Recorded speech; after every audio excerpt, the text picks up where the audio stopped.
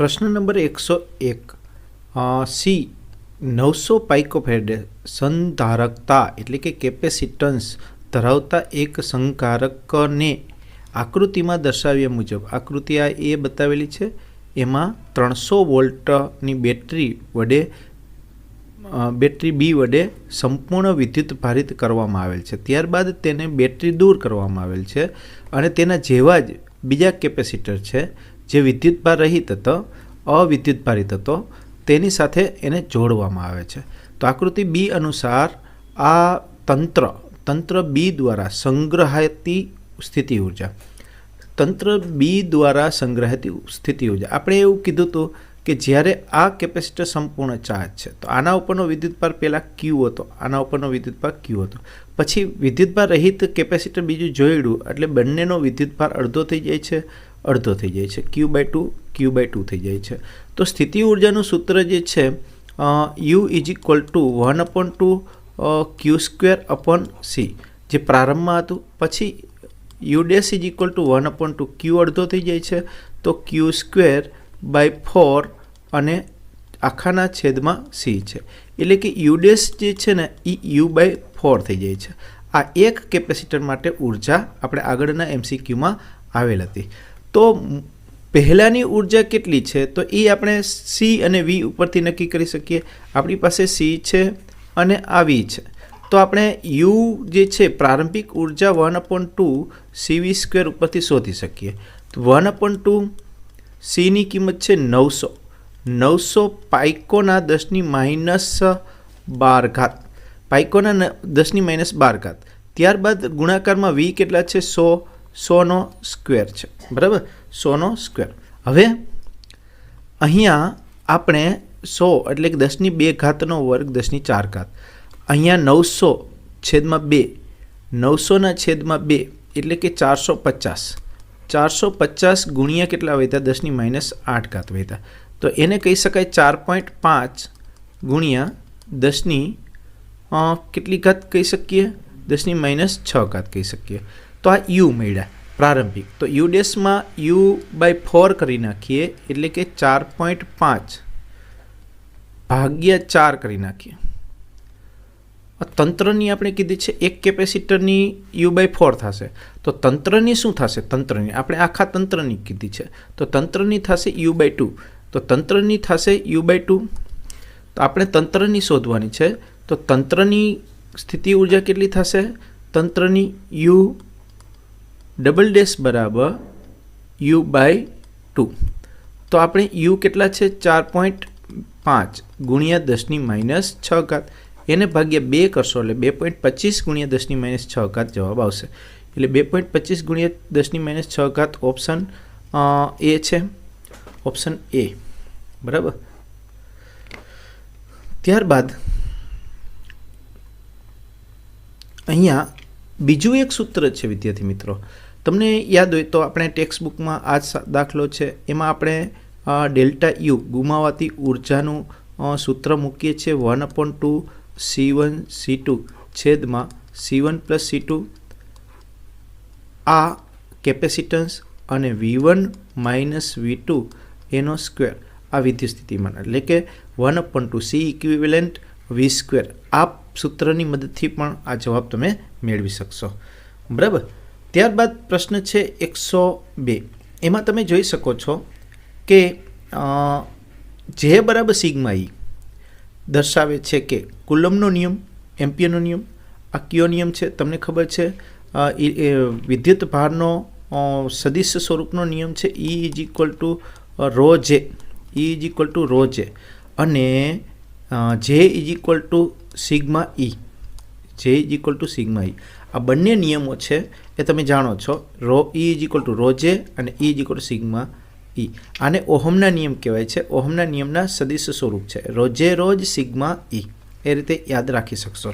Next प्रश्न जोईए प्रश्न नंबर 103 वाहकना ओहमिक अवरोधनुं मूल्य ओहमिक अवरोध एटले R नुं मूल्य सेना उपर आधार राखे तो तमने खबर छे R बराबर V/I थाय R बराबर V/I थाय તો વી અને આઈથી સ્વતંત્ર હોય, યાદ રાખજો વી અને આઈ પર આધારિત નથી. તો આર કોના ઉપર આધાર રાખે છે? તો કે આર બરાબર રો એલ અપોન એ, પરિમાણ અને અવરોધકતા એટલે કે તાપમાન અને દ્રવ્યની જાત પર આધાર રાખે છે. એવી જ રીતે કેપેસિટર માટે આપણે વાત કરીએ તો કેપેસિટરનું સૂત્ર છે સી બરાબર ક્યુ અપોન વી. તો એનું કેપેસિટન્સ ક્યુ અને વીથી સ્વતંત્ર છે. શેના ઉપર આધાર રાખે? તો કે એપ્સિલન 0 એ અપોન ડી ઉપર આધાર રાખે. એવી રીતે ઇન્ડક્ટન્સ છે એલ એ ફાઈના છેદમાં આઈ છે, એ ઇન્ડક્ટન્સ છે ફાઈ અને આઈથી સ્વતંત્ર છે. તો આ એલ શેના ઉપર આધાર રાખે? તો કે મ્યુ 0 એન સ્ક્વેર એ અપોન એલ આના ઉપર આધાર રાખે. તો આ ત્રણેય જે છે એ કમ્પોનન્ટ વિશે તમારે યાદ રાખવાનું છે. આમાંથી એકાદો MCQ જે છે એ વારંવાર પૂછાતો હોય છે. ત્યારબાદ વાહક માટે ઓહમનો નિયમ. વાહક માટે ઓહમનો નિયમ V = IR થાય. આમાં બંધ બેસતું નથી, આ ખોટો છે. V = IR, વાહક માટે ઓહમનો નિયમ V = IR સાચો છે. I = RV ખોટો છે. I = V/R આ પણ સાચું છે. આમાં બે ઓપ્શન સાચા મળે છે ભાઈ, બે ઓપ્શન સાચા મળે છે. બરાબર, બે ઓપ્શન સાચા છે, આ બંને સાચા છે, બી અને ડી. ત્યારબાદ પ્રશ્ન નંબર 105, નીચેના પૈકી કયા પરિમાણવાળા તારનો અવરોધ મહત્તમ અવરોધ જોઈ છે? મહત્તમ અવરોધ જોઈ છે તો આ સૂત્ર કામ આવશે. અહીંયા આપણે જે સૂત્ર કીધું છે હમણાં કે આ જે છે એ રો એલ અપોન એલ વધારે તો આર મોટો, એ નાનો તો આર મોટો, છેદ નાનો હોવો જોઈએ, અંશ મોટો હોવો જોઈએ તો આર મહત્તમ થાય. અંશ મોટો એટલે એલની લંબાઈ વધારે કઈ છે? 2L. આ બે ઓપ્શનમાં 2L છે. પણ છેદ કેવો હોવો જોઈએ? નાનો હોવો જોઈએ. છેદ નાનો ક્યારે હોય? વ્યાસ નાનો હોય તો વ્યાસ નાનો અને લંબાઈ ડબલ. અહીંયા વ્યાસ ડબલ છે એટલે આ ઓપ્શન નહીં આવે, આ સી ઓપ્શન આવશે કેમ કે લંબાઈ વધારે છે, ક્ષેત્રફળ ઓછું થશે, વ્યાસ ઓછો છે. એટલે મહત્તમ અવરોધ માટે આ જ પ્રશ્નને તમને ન્યૂનતમ અવરોધ માટે પૂછે. ન્યૂનતમ અવરોધ માટે તો છેદ મોટો થવો જોઈએ, લંબાઈ ઓછી થવી જોઈએ તો એ આવત. મહત્તમ માટે સી ઓપ્શન છે, ન્યૂનતમ માટે એ ઓપ્શન આવત. બરાબર છે. ત્યારબાદ દ્રવ્યની અવરોધકતા વાહકના ખાલી જગ્યા પર આધાર રાખતી નથી. ત્યારબાદ પ્રશ્ન નંબર 106, દ્રવ્યની અવરોધકતા વાહકના ખાલી જગ્યા પર આધાર રાખતી નથી. વિદ્યાર્થી મિત્રો, અવરોધકતા જે છે એ રો એ ખાસ યાદ રાખવાનું છે. આમાં રોને કરતા કરો તો સૂત્ર તો આવું થશે RA/L. પણ અવરોધકતા જે છે એ અને એલથી સ્વતંત્ર છે એટલે કે પરિમાણ પર આધાર રાખતી નથી. તો શેના ઉપર આધાર રાખે છે ભાઈ? તાપમાન પર આધાર રાખે છે, દબાણ પર આધાર રાખે છે, દ્રવ્યની જાત પર આધાર રાખે છે. તો આપણે નથી પૂછ્યું છે તો પરિમાણથી સ્વતંત્ર છે, પરિમાણ પર આધાર રાખતી નથી. કોણ? અવરોધકતા. બરાબર. એના પછીનો પ્રશ્ન છે વાહકનો અવરોધ ખાલી જગ્યા પર આધાર રાખે. ભાઈ માત્ર દ્રવ્યની જાત, માત્ર વાહકના તાપમાન, માત્ર વાહકના પરિમાણ, આપેલ બધા ઉપર આધાર રાખે. તો સાચો ઓપ્શન કયો પસંદ કરવાનો રહીએ? બધા. કેમ કે દ્રવ્યની જાત ઉપર આધાર રાખે, તાપમાન ઉપર આધાર રાખે અને અવરોધ છે એ પરિમાણ પર આધાર રાખે છે. બરાબર. ત્યારબાદ 108 પ્રશ્ન છે, એમાં 2 × 10⁻² કુલમ ક્યુ વિદ્યુતભાર આપેલો છે અને 80 સેન્ટીમીટર વ્યાસ જે છે એ ડી 80 સેન્ટીમીટર આપ્યો. વર્તુળાકાર માર્ગ પર 30 પરિભ્રમણ પર સેકન્ડ, 30 પરિભ્રમણ પર સેકન્ડ એટલે એને આવૃત્તિ એફ પણ કહી શકાય. દરથી પરિભ્રમણ કરતો હોય તો રચાતો વીજ પ્રવાહ ગણો. આ જે છે એ પર સેકન્ડ આવૃત્તિની સંખ્યા એટલે કે આ સિમ્પલ છે. I = એક ભ્રમણ માટે લાગતો સમય જેને આવર્તકાળ કહેવાય. આવર્તકાળના વ્યસ્તને આવૃત્તિ કહેવાય. તો QF કરી નાખો. ક્યુની કિંમત આપી છે 2 × 10⁻² આપ્યા છે ભાઈ. વ્યાસની એમાં કંઈ જરૂર છે નહીં. આવૃત્તિ આપી છે 30. બરાબર, 30. તો 30 આપી છે, 30 × 60, 60 × 10⁻² એટલે કે 0.60 એમ્પિયર. એટલે ઓપ્શન આવશે સી. નેક્સ્ટ પ્રશ્ન જોઈએ. પ્રશ્ન 109, કોઈ એક વાહકમાંથી વિદ્યુત પ્રવાહ પસાર થતો વિદ્યુત ભાર Q આપ્યો છે અને T = 5 સેકન્ડે પ્રવાહ શોધવાનો છે. શું શોધવાનું છે? પ્રવાહનું મૂલ્ય. તો simple, I is equal two શું છે ભાઈ? ડીક્યુ અપોન ડીટી છે. આઈ is equal two DQ upon DT છે. એટલે કે આનું વિકલન કરીએ તો ઘાત આગળ આવે, ઘાતમાંથી એક બાદ એટલે કે 10t પ્લસ અહીં ટી નીકળી જશે 3. આ એક સાથે સમય નથી તો અચળ પદ છે, અચળ પદનું વિકલન 0. અહીં ટીની જગ્યાએ કેટલા મૂકશું? 5 મૂકીએ તો 5 ગુણ્યા 10 એટલે 50 ને 3 53. તો 53 એમ્પિયરનો પ્રવાહ મળશે. એટલે કે ઓપ્શન મળશે સી.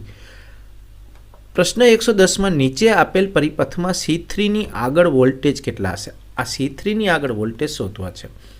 તો સમાંતરમાં વોલ્ટેજ સરખા હોય મિત્રો, સમાંતરમાં વોલ્ટેજ સરખા હોય તો C1 અને આ C1ની આસપાસના વોલ્ટેજને આપણે કહી દઈએ V1 અને C2ની આસપાસના વોલ્ટેજને કહી દઈએ V2. આ C3ની આસપાસના વોલ્ટેજને કહી દઈએ V3. તો અહીંયા આપણે શું કરીશું ભાઈ?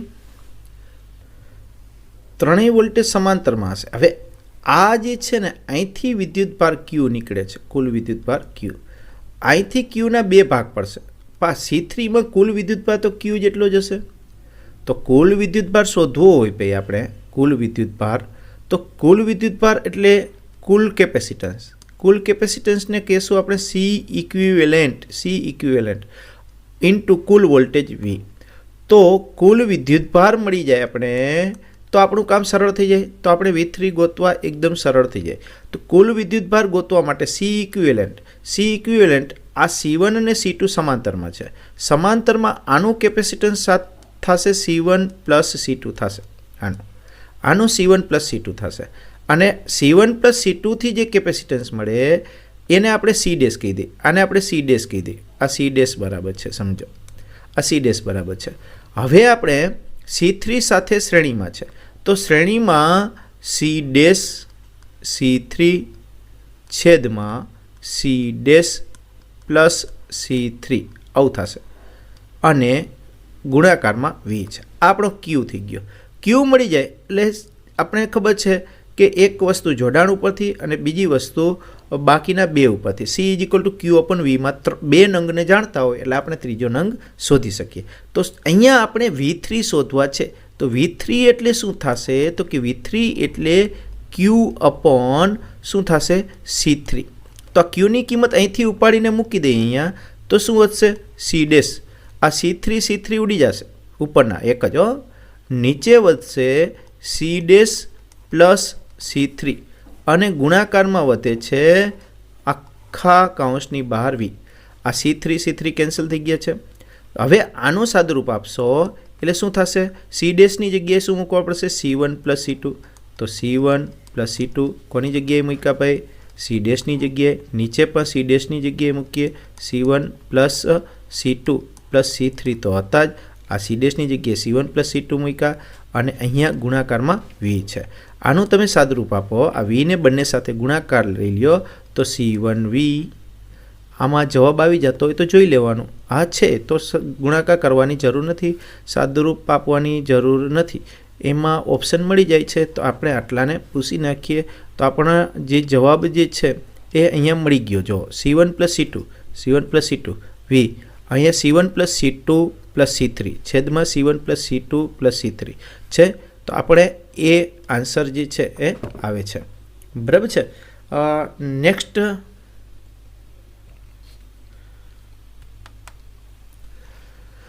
બે અસમાન મૂલ્યના અવરોધોને સમાંતરમાં જોડી. અસમાન મૂલ્ય છે અવરોધને કેવા જોડાણમાં જોડેલ છે? સમાંતરમાં. સમાંતરમાં શું સરખું હોય? વોલ્ટેજ સરખા હોય, પ્રવાહ જુદો જુદો હોય. બંને અવરોધમાંથી વહેતો પ્રવાહ સમાન હશે? નહીં, ખોટો. બંને અવરોધોના છેડાઓ વચ્ચેનો વિદ્યુત સ્થિતિમાન સમાન હશે? PD એટલે પોટેન્શિયલ ડિફરન્સ. હા, સાચો. મોટા મૂલ્યમાં ના અવરોધમાંથી વહેતો પ્રવાહ વધુ હોય? નહીં, ખોટું. મોટા અવરોધમાં નાનો પ્રવાહ હોય. નાના મૂલ્યના અવરોધમાં છેડાઓ વચ્ચે PD વધુ હોય? નહીં, આ પણ ખોટું. એટલે આપણો સાચો જવાબ છે B. ઇલેક્ટ્રોનની ડ્રિફ્ટ વેગ. ઇલેક્ટ્રોનનો ડ્રિફ્ટ વેગ VD કઈ દિશામાં હોય? વિદ્યુત પ્રવાહ ઘનતાની દિશામાં? નહીં. વિદ્યુત ક્ષેત્રની વિરુદ્ધ દિશામાં? હા. ઇલેક્ટ્રોન છે એના ઉપર વિદ્યુત ક્ષેત્ર, આ વિદ્યુત ક્ષેત્ર છે તો વિદ્યુત ક્ષેત્રની વિરુદ્ધ દિશામાં ઇલેક્ટ્રોન પર બળ લાગતું હોય એટલે વીડી ડ્રિફ્ટ વેગની દિશા વિદ્યુત ક્ષેત્રની વિરુદ્ધ દિશામાં હોય. કિર્ચોફનો જંક્શનનો એટલે પ્રથમ નિયમ. પ્રથમ નિયમ વિદ્યુત ભાર સંરક્ષણના નિયમ પરથી મેળવવામાં આવે છે. કિર્ચોફનો બીજો નિયમ, જેને લૂપનો નિયમ પણ કહેવાય, લૂપનો નિયમ પણ કહેવાય, એ લૂપનો નિયમ જે છે એ ઉર્જા સંરક્ષણના નિયમ પરથી મેળવવામાં આવે છે. અને 115માં વાહકના તારમાં એકમ કદ દીઠ ઇલેક્ટ્રોનની સંખ્યા n, જેને સંખ્યા ઘનતા કહેવાય, આડછેદનું ક્ષેત્રફળ, એ છે ડ્રિફ્ટ વેગ. વીડી છે તારને સમાંતર ગતિ કરતા હોય તો રચાતો પ્રવાહ. એકદમ સિમ્પલ. I બરાબર અવની વાળું સૂત્ર એ વીડીએની છે ઓપ્શન. હા, એ વીડીએની ઓપ્શન બી. નેક્સ્ટ પ્રશ્ન જોઈએ. 116 અવરોધકતા વાહકના ખાલી જગ્યા પર આધારિત નથી. અવરોધકતા વાહકના હમણાં આવી ગયું આગળ, પરિમાણ પર આધારિત નથી.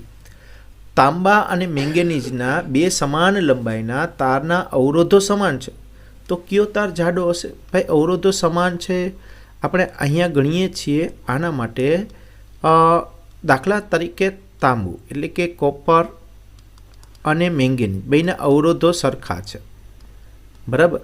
બંનેના અવરોધો સરખા છે. અવરોધ સરખા છે, રો જુદી જુદી હોય, બંનેની રો જુદી જુદી હોય. રો સીયુ એલ સરખી કીધી છે, તો એ સીયુ જુદા જુદા કીધા છે, બરાબર. રો મેંગેનીઝ માટે એલ સમાન છે, એ એમજી. એલ કેન્સલ થઈ ગયા. તો અહીંયા આપણે કોણ છે ભાઈ? જાડો નક્કી કરવાનો છે, જાડો. તો આપણે રો સીયુના છેદમાં રો એમજી કરીએ, તો એ સીયુ આ બાજુ જશે, એ સીયુ આ બાજુ, એ સીયુ અને એ એમજી અહીંયા આવશે. તો અહીંયા આ જે છે કોપરની અવરોધકતા ઓછી હોય, મેંગેનીઝ કરતાં કોપરની અવરોધકતા ઓછી હોય. આની અવરોધકતા ઓછી છે, આ નાનું છે, આ મોટું છે, આ મોટું છે, છેદ મોટો છે, તો અહીંયા એએમજી મોટા હશે, અહીંયા રો એમજી મોટા છે, તો અહીંયા એએમજી મોટા હશે, બરાબર? કેમ? તો કે બે સમપ્રમાણમાં છે. જો બંને સમપ્રમાણમાં થાય છે, તો અહીંયા શું થશે? કયો જાડો તાર હશે? મેંગેનીઝનો તાર જે છે એ જાડો હશે. ત્યારબાદ 118 પ્રશ્ન નંબર છે. એક વાહકનો વી વિરુદ્ધ આઈનો આલેખ છે. વી વિરુદ્ધ આઈનો આલેખ છે ભાઈ, વી વિરુદ્ધ આઈનો આલેખ છે. અહીંથી અને આલેખ કંઈક આવો મળે છે. આવો આલેખ છે. અહીંયા વી છે, અહીંયા આઈ છે. પ્રશ્ન એવો છે કે વી અક્ષ સાથે 40 અંશનો ખૂણો છે. તો વાહકનો અવરોધ શોધવાનો છે. અવરોધ શોધવાનો એટલે શું થાય ભાઈ? અવરોધ આરનું સૂત્ર શું છે? વીના છેદમાં આઈ. તો અવરોધ બરાબર સામેની બાજુમાં શું આવવું જોઈએ? સામેની બાજુમાં ટૂંકમાં વીના છેદમાં આઈ થવું જોઈએ. તો ટેન થીટા હોય તો સામેની બાજુ છેદમાં પાસેની બાજુ થાય. ટેન થીટા હોય તો શું થાય? સામેની બાજુ છેદમાં પાસેની બાજુ થાય. તો અહીંયા આપણે શું કરશું ભાઈ? અહીંયા આપણે સામે વી થવા જોઈએ, અહીંયા સામે વી થવા જોઈએ અને પાસે આઈ થવા જોઈએ. આ આઈ, આ સામે આઈ છે અહીંયા, અને આ પાસે શું છે? વી થશે. તો પાસેની બાજુ અને સામેની બાજુ, તો એ કોના માટે શક્ય છે ભાઈ? કોટ માટે. ટેન માટે શું થાત? સામેની બાજુ આઈના છે આઈ થાત અને પાસેની બાજુ વી થાત. પણ આપણે અવરોધ જોઈ છે વી અપોન આઈ. તો અહીંયા શું જવાબ આવશે ભાઈ? કોટ 40. કેમ? તો કે પાસેની બાજુ છેદમાં સામેની બાજુ, કોટ એટલે પાસેની બાજુ વી થશે અને સામેની બાજુ આઈ થશે, બરાબર છે? તો કોટ 40. નેક્સ્ટ પ્રશ્ન જોઈએ. ધાતુના એક વાહકનું તાપમાન વધારતા તેના દ્રવ્યની અવરોધકતા અને વાહકતાનો ગુણાકાર. જોજો, ગુણાકાર પૂછ્યો છે, ગુણોત્તર પણ ઘણી વખત પૂછે છે. વાહકની અવરોધકતા એટલે રો, વાહકતા એટલે સિગ્મા, એનો ગુણાકાર. રો અને સિગ્માનો ગુણાકાર. તો આપણે રો જે છે એ શું તાપમાનના વધારા સાથે રો જે છે એ વધે, રો વધે, અને સિગ્મા જે છે અવરોધકતા વધે તો સિગ્મા ઘટે. તો આ બેનો ગુણાકાર જે છે એ અચળ રહે. ગુણાકાર કેવો રહેશે ભાઈ? અચળ રહેશે. ગુણાકાર અચળ રહેશે. એટલે ઓપ્શન આવશે સી. એક વાહક તારનું તાપમાન વધારવામાં આવે તો તેની અવરોધકતા અને વાહકતાનો ગુણોત્તર, જો પૂછો ગુણોત્તર પણ પૂછાય છે, રોના છેદમાં સિગ્મા. તો અહીંયા ખાસ યાદ રહેજો, અહીંયા જોજો તાપમાન વધતા રો વધે તો અંશ વધે છે અને છેદ ઘટે છે. હવે છેદ ઘટે તો આનો ગુણોત્તર જે છે એ વધવાનો જ છે, વધે, એનું રિઝલ્ટ વધે છે. તો શું આવશે? ઓપ્શન બી આવશે. બરાબર છે. ગુણાકાર કીએ તો અચળ રહેશે, ગુણોત્તર કીએ અને રો અંશમાં આવતો હોય તો વાહકતા અને અવરોધકતાનો ગુણોત્તર કીએ તો ઘટે આવે. આ પણ બદલાવી શકે. આ શબ્દ જે છે એ અહીંયા હોય, આ શબ્દ અહીંયા હોય તો પણ જવાબ બદલી જશે વિદ્યાર્થી મિત્રો. એટલે કઈ રીતે પૂછવામાં આવે છે બધું તમારે ધ્યાન રાખવું પડશે. બરાબર. નેક્સ્ટ પ્રશ્ન જોઈએ. 121માં શું કીધું છે? 1.5 વોલ્ટ EMF, આ એપ્સિલન આપ્યું છે અને આ જે છે એ આંતરિક અવરોધ આપ્યો છે. ત્રણ વિદ્યુત કોષોને એકબીજા સાથે સમાંતરમાં જોડતા પરિણામી વિદ્યુત ચાલક બળ એપ્સિલન કેટલું હોય? ભાઈ સમાંતરમાં સરખું હોય, સરખું EMF છે એટલે સમાંતરમાં પણ 1.5 વોલ્ટ હોય, 1.5 વોલ્ટ સમાંતરમાં. નહીં તો સમાંતર માટેનું સૂત્ર આવું છે, એપ્સિલન ઇક્વિવેલન્ટ છેદમાં આર ઇક્વિવેલન્ટ બરાબર એપ્સિલનના છેદમાં આર એક માટે વત્તા બીજા કોષ માટે વત્તા ત્રીજા કોષ માટે, એવી રીતે 3 વખત. આ 3 વખત. તો આનું સાદરૂપ આપશો તો આર ઇક્વિવેલન્ટ એટલે આર ભાગ્યા 2. એટલે જવાબ તો આપણે અગાઉ કહી જ દીધો છે, આર ભાગ્યા 2 એટલે 1/3. અહીંયા 3 ગુણાકારમાં છે, 1/3 એપ્સિલન આપ્યા છે 1.5. આંતરિક અવરોધ 1 છે, આ 1/3 આ બાજુ જશે તો 3 ઉડી જશે તો 1.5 જ વધશે. બરાબર છે. આ સરખા છે એટલે જો જુદા જુદા EMF હોય અને જુદા જુદા આંતરિક અવરોધ હોય તો જુદો જવાબ આવી શકે છે મિત્રો. બરાબર. નેક્સ્ટ પ્રશ્ન જોઈએ. 122. આર ત્રિજ્યા છે, એલ લંબાઈ છે, રો અવરોધકતા ધરાવતા તારમાંથી I પ્રવાહ પસાર કરવામાં આવે તો ઉષ્મા ઉત્સર્જન પામવાનો દર. ઉષ્મા ઉત્સર્જન પામવાનો દર એટલે H/T, દર, સમય સાથે ઉષ્માનો દર, જેને પાવર કહેવાય. પાવરને આપણે કહીએ છીએ I²R. I² ઓપ્શનમાં છે. આરની જગ્યાએ મૂકી શકીએ રો L અપોન R. આ રો L અપોન A ક્ષેત્રફળ એટલે આડછેદનું ક્ષેત્રફળ πr². તો I² row L upon πr² બંધ બેસતો ઓપ્શન છે આપણી પાસે સરસ મજાનો સી. ક્લિયર. એના પછીનો પ્રશ્ન 123. આકૃતિમાં દર્શાવેલ પરિપથમાંના અવરોધ R1 અને R2માં વપરાતા પાવરનો ગુણોત્તર. પણ આકૃતિ આપેલી નથી ભાઈ, આકૃતિ આપેલી નથી. આ પ્રશ્ન બેંકમાં જ આકૃતિ આપેલી નહોતી એટલે આનો જવાબ આપણે નક્કી કરી શકીએ નહીં. નેક્સ્ટ. આપેલ પરિપથમાં 2 ઓહમ અવરોધમાંથી વહેતો પ્રવાહ 3 એમ્પિયર. આ 2 ઓહમ અવરોધ છે એમાંથી પ્રવાહ જે છે એ 3 એમ્પિયર પસાર થાય છે. 5 ઓહમના અવરોધમાં પાવર V શોધવાનો છે. આમાં પાવર V શોધવાનો છે. જો આમાં પ્રવાહ ખબર પડી જાય તો પાવરની ખબર પડી જાય, પાવર શોધવાનો છે. તો પહેલાં તો આપણે આના ઉપરથી વોલ્ટેજ નક્કી કરીએ. આ 2 છેડા વચ્ચેના વોલ્ટેજ હોય સમાંતરમાં, બધા આ 2 છેડા વચ્ચેના વોલ્ટેજ અને આ 2 છેડા વચ્ચેના વોલ્ટેજ સરખા હોય તો આ 2 છેડા વચ્ચેના વોલ્ટેજને ઓહમના નિયમ મુજબ IR કહેવાય. તો IR એટલે 3/2 આ વોલ્ટેજ આ 2 છેડા વચ્ચેના. તો આ 2 છેડા વચ્ચેના વોલ્ટેજ એટલે બરાબર આ 2 છેડા વચ્ચેના વોલ્ટેજ કહેવાય, જેને પ્રવાહ ધારી લઈએ I3, અને I3 ધારી લઈએ, ત્રીજા નંબરનું છે એટલે 1 2 3 I3. અને કુલ અવરોધ છે 1 ને 5, 5 ને 1 6 થયો. તો I3 બરાબર મળશે 3 દુ 6, 6 6 કેન્સલ 1. હાલો I3 મળી ગયા 1. હવે તો I3 મળી ગયા, તો હવે પાવરનું સૂત્ર તો સિમ્પલ છે. 5 ઓહમનો અવરોધ જે છે એના માટે પાવર 5 ઓહમ માટે પાવર શું થશે? પાવર P બરાબર શું થશે?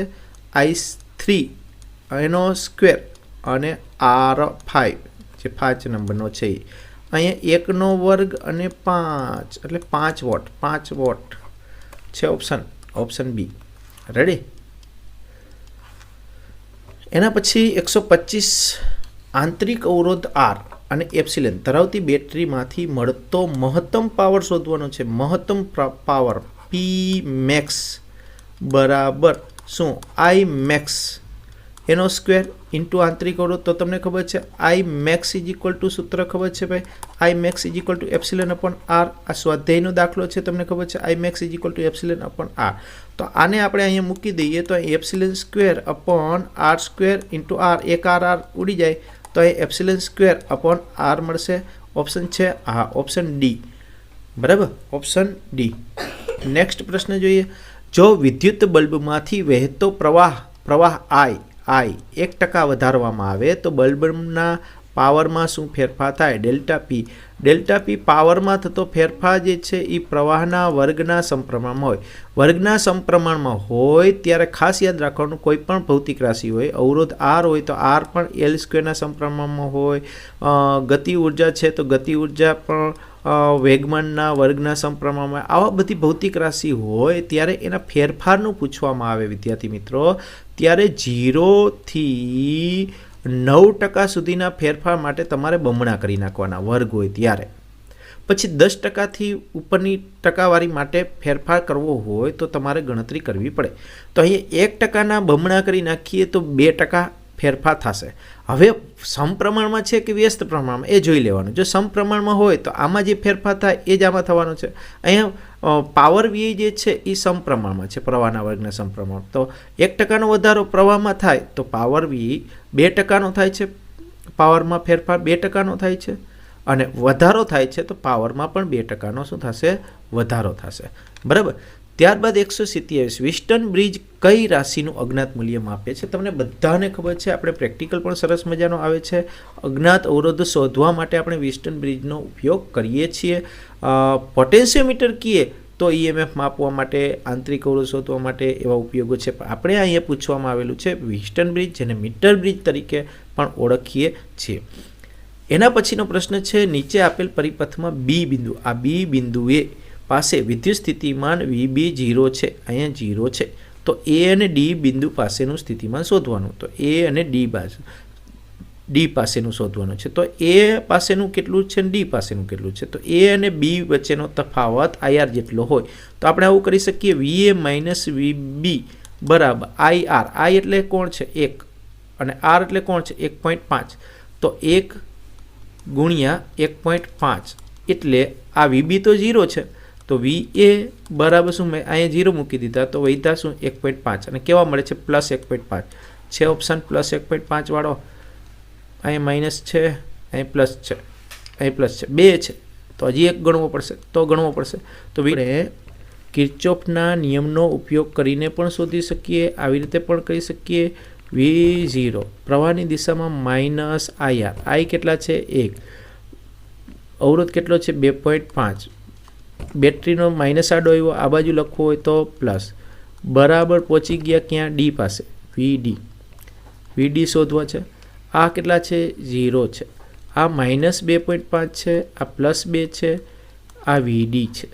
તો 2માંથી 2.5 જાય એટલે માઇનસ 0.5 આવે ભાઈ, માઇનસ 0.5 આવે. આ ઓપ્શનમાં ભૂલ છે, અહીંયા માઇનસ આવશે, માઇનસ 0.5 આવશે. કેમ કે અહીંયા 0 થાય છે, અહીંયા ધન છે, અહીંયા 0 છે, તો આ પ્રવાહની દિશા આમ જ જાય છે ભાઈ. બરાબર. અહીંયા 0 હશે, અહીંયા માઇનસ છે, માઇનસ. રેડી. પ્રવાહની દિશામાં ગણતરી કરીએ તો માઇનસ આવે છે, એટલે ઓપ્શનમાં ભૂલ હોય એવું લાગે છે. નેક્સ્ટ પ્રશ્ન જોઈએ. 2 અસમાન મૂલ્યના અવરોધો શ્રેણીમાં જોડેલા છે અને તેમની સાથે બેટરી જોડતા શ્રેણીમાં શું સમાન હોય ભાઈ? દરેકમાં પ્રવાહ સમાન હોય. બંને અવરોધમાંથી વહેતો પ્રવાહ સમાન છે. પહેલો જ ઓપ્શન સાચો મળી જાય છે. બંને અવરોધના છેડાઓ વચ્ચેનો પીડી નહીં, શ્રેણીમાં પીડી જુદો જુદો હોય. અવરોધમાંથી મોટા મૂલ્યના અવરોધમાંથી વહેતો પ્રવાહ ઓછો હોય, પણ શ્રેણીમાં તો બધામાં સરખો જ હોય પ્રવાહ, એટલે આ બધા ખોટા જ થશે. બરાબર છે. બે વાહક તારોને શ્રેણીમાં જોડતા સમતુલ્ય અવરોધ 14 છે અને તેમને સમાંતરમાં જોડતા સમતુલ્ય અવરોધ 3.43 થાય. તો તે પૈકી વધુ મૂલ્યનો તાર, એટલે શ્રેણીમાં શોધીએ, શ્રેણીમાં જોડીએ તો R1 પ્લસ R2 બરાબર કેટલા થાય છે?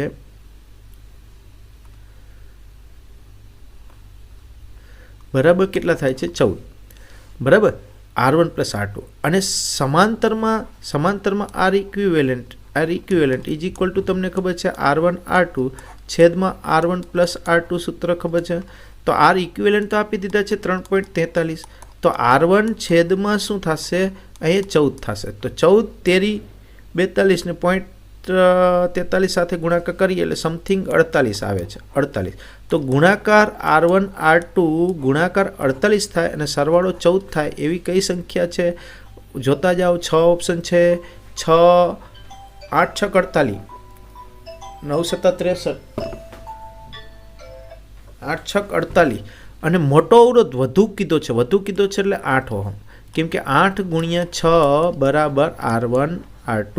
તો મોટો કીધો છે એટલે 8, નાનો કીધો તો 6. બરાબર. નેક્સ્ટ પ્રશ્ન જોઈએ. એમ્પિયરનો સર્કિટલ નિયમ કયા નિયમ પરથી મેળવવામાં આવે છે? બાયો સાવરના નિયમ પરથી. એ બરાબર 1 સેન્ટીમીટર ત્રિજ્યાના અને અનિયમિત આડછેદવાળા અતિ લાંબા, ત્રિજ્યા R આપી છે ભાઈ, આડછેદ નિયમિત છે, અતિ લાંબા તારમાંથી વહેતો પ્રવાહ I છે. તો એક R1 અંતર છે A/2 અને R2 અંતર છે 2A માટે ચુંબકીય ક્ષેત્રનો ગુણોત્તર શોધવાનો છે. ગુણોત્તર તો પહેલાં તો તારના કારણે ઉદ્ભવતું ચુંબકીય ક્ષેત્રનું સૂત્ર આપણે આવડવું જોઈએ. મ્યુ0 I ના છેદમાં 2πr, એટલે કે B છે એ R ના વ્યસ્ત પ્રમાણમાં છે. તો ગુણોત્તર શોધવાનું છે. તો સિમ્પલ ગુણોત્તર કરી નાખીએ ભાઈ. B1 છેદમાં B2 વ્યસ્ત પ્રમાણમાં છે એટલે R1 ક્યાં આવશે? છેદમાં. R2 ક્યાં આવશે? અંશમાં. તો R2 કેટલા આપ્યા છે? 2A. અહીંયા 2A લખી નાખીએ. R1 કેટલા આપ્યા છે? A/2. અહીંયા આપણે શું લખી નાખીએ? A/2 લખી નાખીએ. છેદનો છેદ અંશમાં જશે, A કેન્સલ એટલે 4/1, એટલે ઓપ્શન મળશે B. બરાબર. એના પછીનો પ્રશ્ન છે 1 સેકન્ડમાં હિલિયમનો ન્યુક્લિયસ 0.8 મીટર ત્રિજ્યાના વર્તુળાકાર પથ પર એક ભ્રમણ પૂરું કરે છે. તો આથી આ વર્તુળના કેન્દ્ર પર ચુંબકીય ક્ષેત્ર, સિમ્પલ ભાઈ, કેન્દ્ર પાસે ચુંબકીય ક્ષેત્રનું સૂત્ર મૂકો. B બરાબર મ્યુ0 I છેદમાં 2πr. મ્યુ0 4π ગુણ્યા 10⁻7 ભાઈ. I કેટલા આપ્યા છે? I હિલિયમનો ન્યુક્લિયસ કીધો છે. હિલિયમનો ન્યુક્લિયસ એટલે 2E વિદ્યુતભાર. બરાબર. અને સમય 1 સેકન્ડ કહી દીધો છે એટલે નીચે 1 એટલે એ I થઈ ગયો. નીચે 1 સેકન્ડ મૂકીએ એટલે I થઈ ગયો. 1 મિનિટ હાલો રેડી. નીચે અહીંયા 1 સેકન્ડ. તો અહીંયા છેદમાં 2π તો હતા જ અને R હજી છે. R છે 0.8. તો પાઈ કેન્સલ કરી નાખીએ. પાઈ કેન્સલ. અહીંયા પાઈ કેન્સલ. 2 દુ 4, અહીંયા 2 વધે છે. અહીંયા 2 દુ 4, અહીંયા 4 દુ 8 એટલે 10 ઉપર વધે છે. ઉપર 10 વધે છે એટલે અહીંયા વધી 10⁻6. 10⁻6. હજી E મૂકવાનો બાકી છે ભાઈ. Eની કિંમત મૂકી દઈએ છીએ આપણે. આ Eની કિંમત મૂકી દઈએ છીએ 1.6 ગુણ્યા 10⁻19. તો અહીંયા 1.6 ગુણ્યા 10⁻19. ઉપર કંઈ બાકી છે? હા, 2 દુ 4. 2 દુ 4. નીચે 2 બાકી છે. 1/2. 1.6 ભાગ્યા 2. 1.6 ભાગ્યા 2 અને ગુણ્યા છે મ્યુ 0 તો આપેલા જ છે એમને, મ્યુ 0માં જ જવાબ રાખવાનો છે. મ્યુ 0માં જવાબ રાખવાનો છે. તો આપણે ફરીથી આને કરી નાખીએ, આટલાને આપણે ફરીથી કરી નાખીએ. ભાઈ આપણા ઓપ્શન પહેલાં જોઈ લેવાના કેવા છે, એ પ્રમાણે આપણે જવાબ લેવાનો છે. મ્યુ 0ને રાખવાના છે. ખોટી કસરત થઈ જાય છે ભાઈ. આઈ એટલે આલ્ફા, આલ્ફા 2, ઈ એટલે 1.6 ગુણ્યા 10⁻⁹ છેદમાં 1 સેકન્ડ. આલ્ફાનો વિદ્યુતભાર મ્યુ 0 રાખવાના છે છેદમાં 2 અને 2r સૂત્ર અહીંયા પાઈ નહીં આવે, 2r આરની કિંમત કેટલી છે? આરની કિંમત કેટલી છે? તો આની કિંમત છે 0.8 બરાબર, 0.8. ચાલો 2 કેન્સલ. ચાલો મ્યુ 0 રાખવાના છે. 8 દુ 16, 8 દુ 16, 2 મ્યુ 0 ગુણ્યા 10⁻⁹ છે ઓપ્શન? હા છે, કેમ કે મ્યુ 0માં રાખવાના હતા. સી ઓપ્શન આવે છે. બરાબર. નેક્સ્ટ પ્રશ્ન જોઈએ. પ્રશ્ન નંબર 134.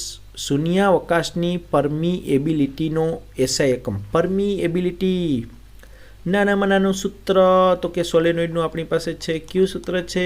બી બરાબર મ્યુ 0 ni. તો બી બરાબર એમાં મ્યુ 0ને કરતા કરીએ. અહીંયા હજી એક થોડુંક ફેરફાર કરીએ ભાઈ. બી બરાબર મ્યુ 0 સ્મોલ એનના બદલે કેપિટલ ni છેદમાં એલ પણ મૂકી શકાય. તો મ્યુ 0ને કરતા કરો તો બી એલના છેદમાં શું થઈ જાય? ni થઈ જાય.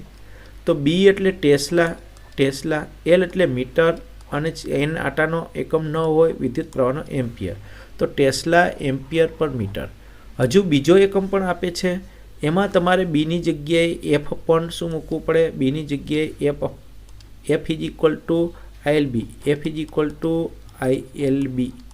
તો બીની જગ્યાએ શું મૂકી શકો? એફના છેદમાં આઈએલ મૂકી અને મ્યુ 0નો એક એકમ થશે ન્યૂટન પર એમ્પિયર સ્ક્વેર. કેમ કે આ પણ મહત્વનો એકમ છે, એટલે એ પણ યાદ રાખવાનો છે. મ્યુ 0નો પરમીએબિલિટીનો આ પણ આવે છે અને આ પણ યાદ રાખવાનો છે. તો અનંત લંબાઈના વીજ પ્રવાહ ધારિત સુરેખ તારની અક્ષથી લંબ અંતરે, સુરેખ તારની અક્ષથી લંબ અંતરે r 10 સેન્ટીમીટર અંતરે આવેલા બિંદુએ ઉદ્ભવતા ચુંબકીય ક્ષેત્રની તીવ્રતા બી આપેલી છે. તો વાહક તારમાંથી વહેતો પ્રવાહ શોધવાનો છે. અનંત લંબાઈનો તાર આપેલો છે. સિમ્પલ. અહીંયા ગણતરી કરીએ છીએ. અનંત લંબાઈના તારના કારણે ઉદ્ભવતું ચુંબકીય ક્ષેત્રનું સૂત્ર જે છે મ્યુ 0 I/2πr. આઈને કરતા કરીએ તો શું થઈ જશે? બી ગુણ્યા 2πr થઈ જશે અને છેદમાં મ્યુ 0 થઈ જશે. બીની કિંમત આપણી પાસે છે 10⁻⁵. 2πને એમને રાખી દઈએ. આરની કિંમત આપણી પાસે છે 0.1 સેન્ટીમીટરને મીટરમાં ફેરવા અને છેદમાં મ્યુ 0 એટલે 4π ગુણ્યા 10⁻⁷. અહીંયા પાઈ કેન્સલ કરી નાખીએ છીએ ભાઈ. આપણે કલર ચેન્જ કરવો પડે છે. પાઈ કેન્સલ. અહીંયા 2 વધે છે 2. હા, 10⁻⁷, 10⁻⁵ કેન્સલ કરી નાખીએ. 10⁻2 નીચે વધશે, ઉપર જશે એટલે ઉપર 10 વધશે. 1/2 ગુણ્યા 10/2 5 એમ્પિયર આવે છે. 5 એમ્પિયર. 5 આનો જવાબ આવશે 5 એમ્પિયર. બરાબર. ચુંબકીય ક્ષેત્રની તીવ્રતા એટલે કે બીનો એકમ. ચુંબકીય તીવ્રતા અને ચુંબકીય ક્ષેત્રની તીવ્રતા બે અલગ છે. ચુંબકીય તીવ્રતાને એ જ કહીએ છીએ. અહીંયા ચુંબકીય ક્ષેત્ર બીનું સૂત્ર કીધું છે. હમણાં જ આપણે કીધું F is equal to ILB. તો બી ઇઝ ઇક્વલ ટુ એફના છેદમાં આઈએલ ઉપરથી એનું પારિમેયિક સૂત્ર બનાવવું એકદમ સહેલું પડે. આપણે કોઈ પણ પારિમેયિક સૂત્ર બનાવવામાં બળ, કાર્ય, ઉર્જા અને ટોર્ક લાવતા હોય છે. તો અહીંયા શું થાય છે ભાઈ? અહીંયા શું થશે? બળનું પારિમેયિક સૂત્ર m1 L1 T-2 છે. I એટલે શું છે? એમ્પિયર એટલે A1. L એટલે મીટર એટલે m1. તો m1 કેન્સલ થઈ જાય છે. L1 T-2 L1 T-2 અહીંયા આપણું ખોટું છે ભાઈ, અહીંયા ઉતાવળ નહીં કરો. આ જે છે એ શું છે ભાઈ? એલ એટલે મીટર ખરો, પણ પારિમાણિક સૂત્ર L1 એટલે L1 L0 થઈ જશે. M1 તો છે જ, L0 થઈ જશે, T-2 થઈ જશે A1.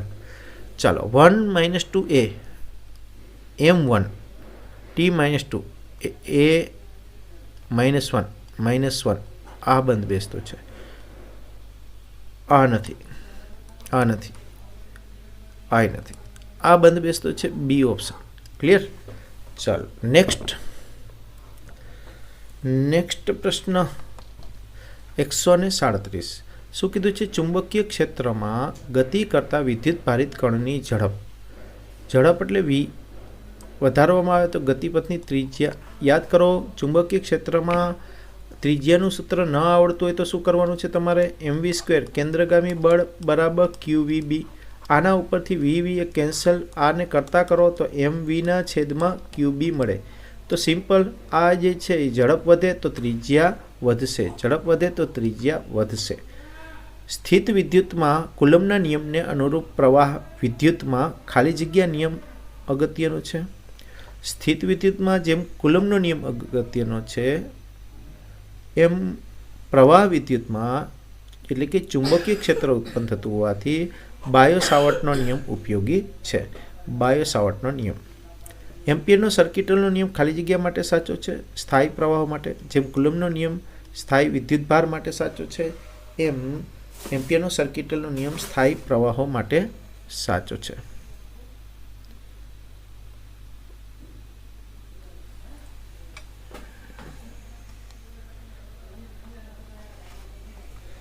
ચાલો નેક્સ્ટ 140. આકૃતિમાં દર્શાવેલ વિદ્યુત પ્રવાહનું વિદ્યુત પ્રવાહનું વહન કરતા તારની નજીક દર્શાવેલ P અને Q બિંદુઓ પાસે ચુંબકીય ક્ષેત્ર. અહીંયા અંગૂઠો રાખો, તમે આ દિશામાં અંગૂઠો રાખો, અંગૂઠાને આ દિશામાં રાખવામાં આવે, અંગૂઠા જમણા હાથના અંગૂઠાને, તો આંગળીઓ જે છે એ આ રીતે વીંટળાશે અને આ રીતે થશે. બરાબર છે? તો આંગળીઓ અહીંયા અંદર તરફ જાય છે તો અહીંયા ચુંબકીય ક્ષેત્ર અંદર તરફ છે, અંદર તરફ જતા ચુંબકીય ક્ષેત્રને ક્રોસ અને આટો ફરી અને બહાર આવશે. આમ વર્તુળ આકારે આટો ફરીને ચુંબકીય ક્ષેત્ર બહાર આવશે. અહીંયા અંદર જાય છે, અહીંયા બહાર આવે છે. તો બહાર આવતા ચુંબકીય ક્ષેત્રને આપણે ડોટ વડે દર્શાવીએ છીએ. તો આવો ઓપ્શન છે તો કે હા, એ ઓપ્શન છે. નેક્સ્ટ પ્રશ્ન જોઈએ. એક વિદ્યુત ભારિત કણ પર લાગતું લોરેન્જ બળ શૂન્ય છે. લોરેન્જ બળ એટલે બે બળોનો સરવાળો છે. પેલી વસ્તુ આપણે ખબર હોવી જોઈએ. F બરાબર Fe વધતા Fm એટલે વિદ્યુત બળ અને ચુંબકીય બળનો સરવાળો છે. જો વિદ્યુત ક્ષેત્ર 5 હોય તો ચુંબકીય ક્ષેત્ર કેટલું હોય? તો આ સૂત્ર જે કીધું F બરાબર Fe એટલે Q અને કાઉન્સમાં E plus V cross B નું મૂલ્ય જ કીધું છે. મૂલ્ય શોધવાનું છે એટલે V ક્રોસ B લખો કે B ક્રોસ B લખો, કોઈ ફેર પડશે નહીં. મૂલ્ય કીધું છે એટલે. તો અહીંયા આ શૂન્ય કહી દીધું છે તો બરાબર Q પણ 0 છેદમાં આવે તો 0 થઈ જશે. E આપ્યા છે કેટલા? 5. તો પ્લસ મૂલ્ય કીધું છે V ક્રોસ B. સિમ્પલ. તો આને કરતા કરીએ તો -5 આવશે. -5ના બદલે મૂલ્ય જ કીધું છે એટલે +5 લખ્યા છે, અહીંયા +5 વોલ્ટેજ. બરાબર.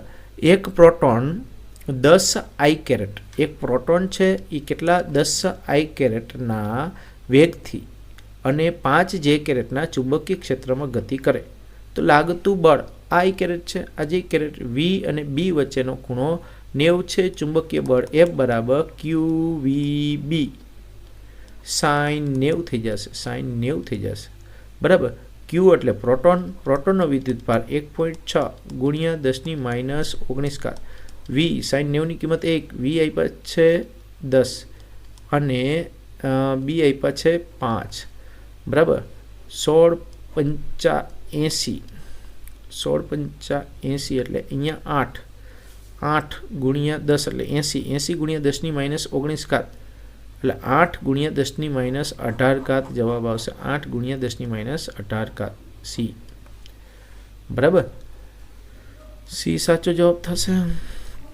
અહીંયા 143માં 2 મીટર પર સેકન્ડનો વેગ v આપ્યો છે. વેગથી સમાન ચુંબકીય ક્ષેત્ર બીમાં x અક્ષ પર ગતિ કરતા q વિદ્યુત ભારવાળા કણ પર લાગતું બળ F બરાબર q સદિશ સ્વરૂપે લખીએ તો v અને ક્રોસ b છે મિત્રો. બરાબર, તો F બરાબર q એમને રાખીએ.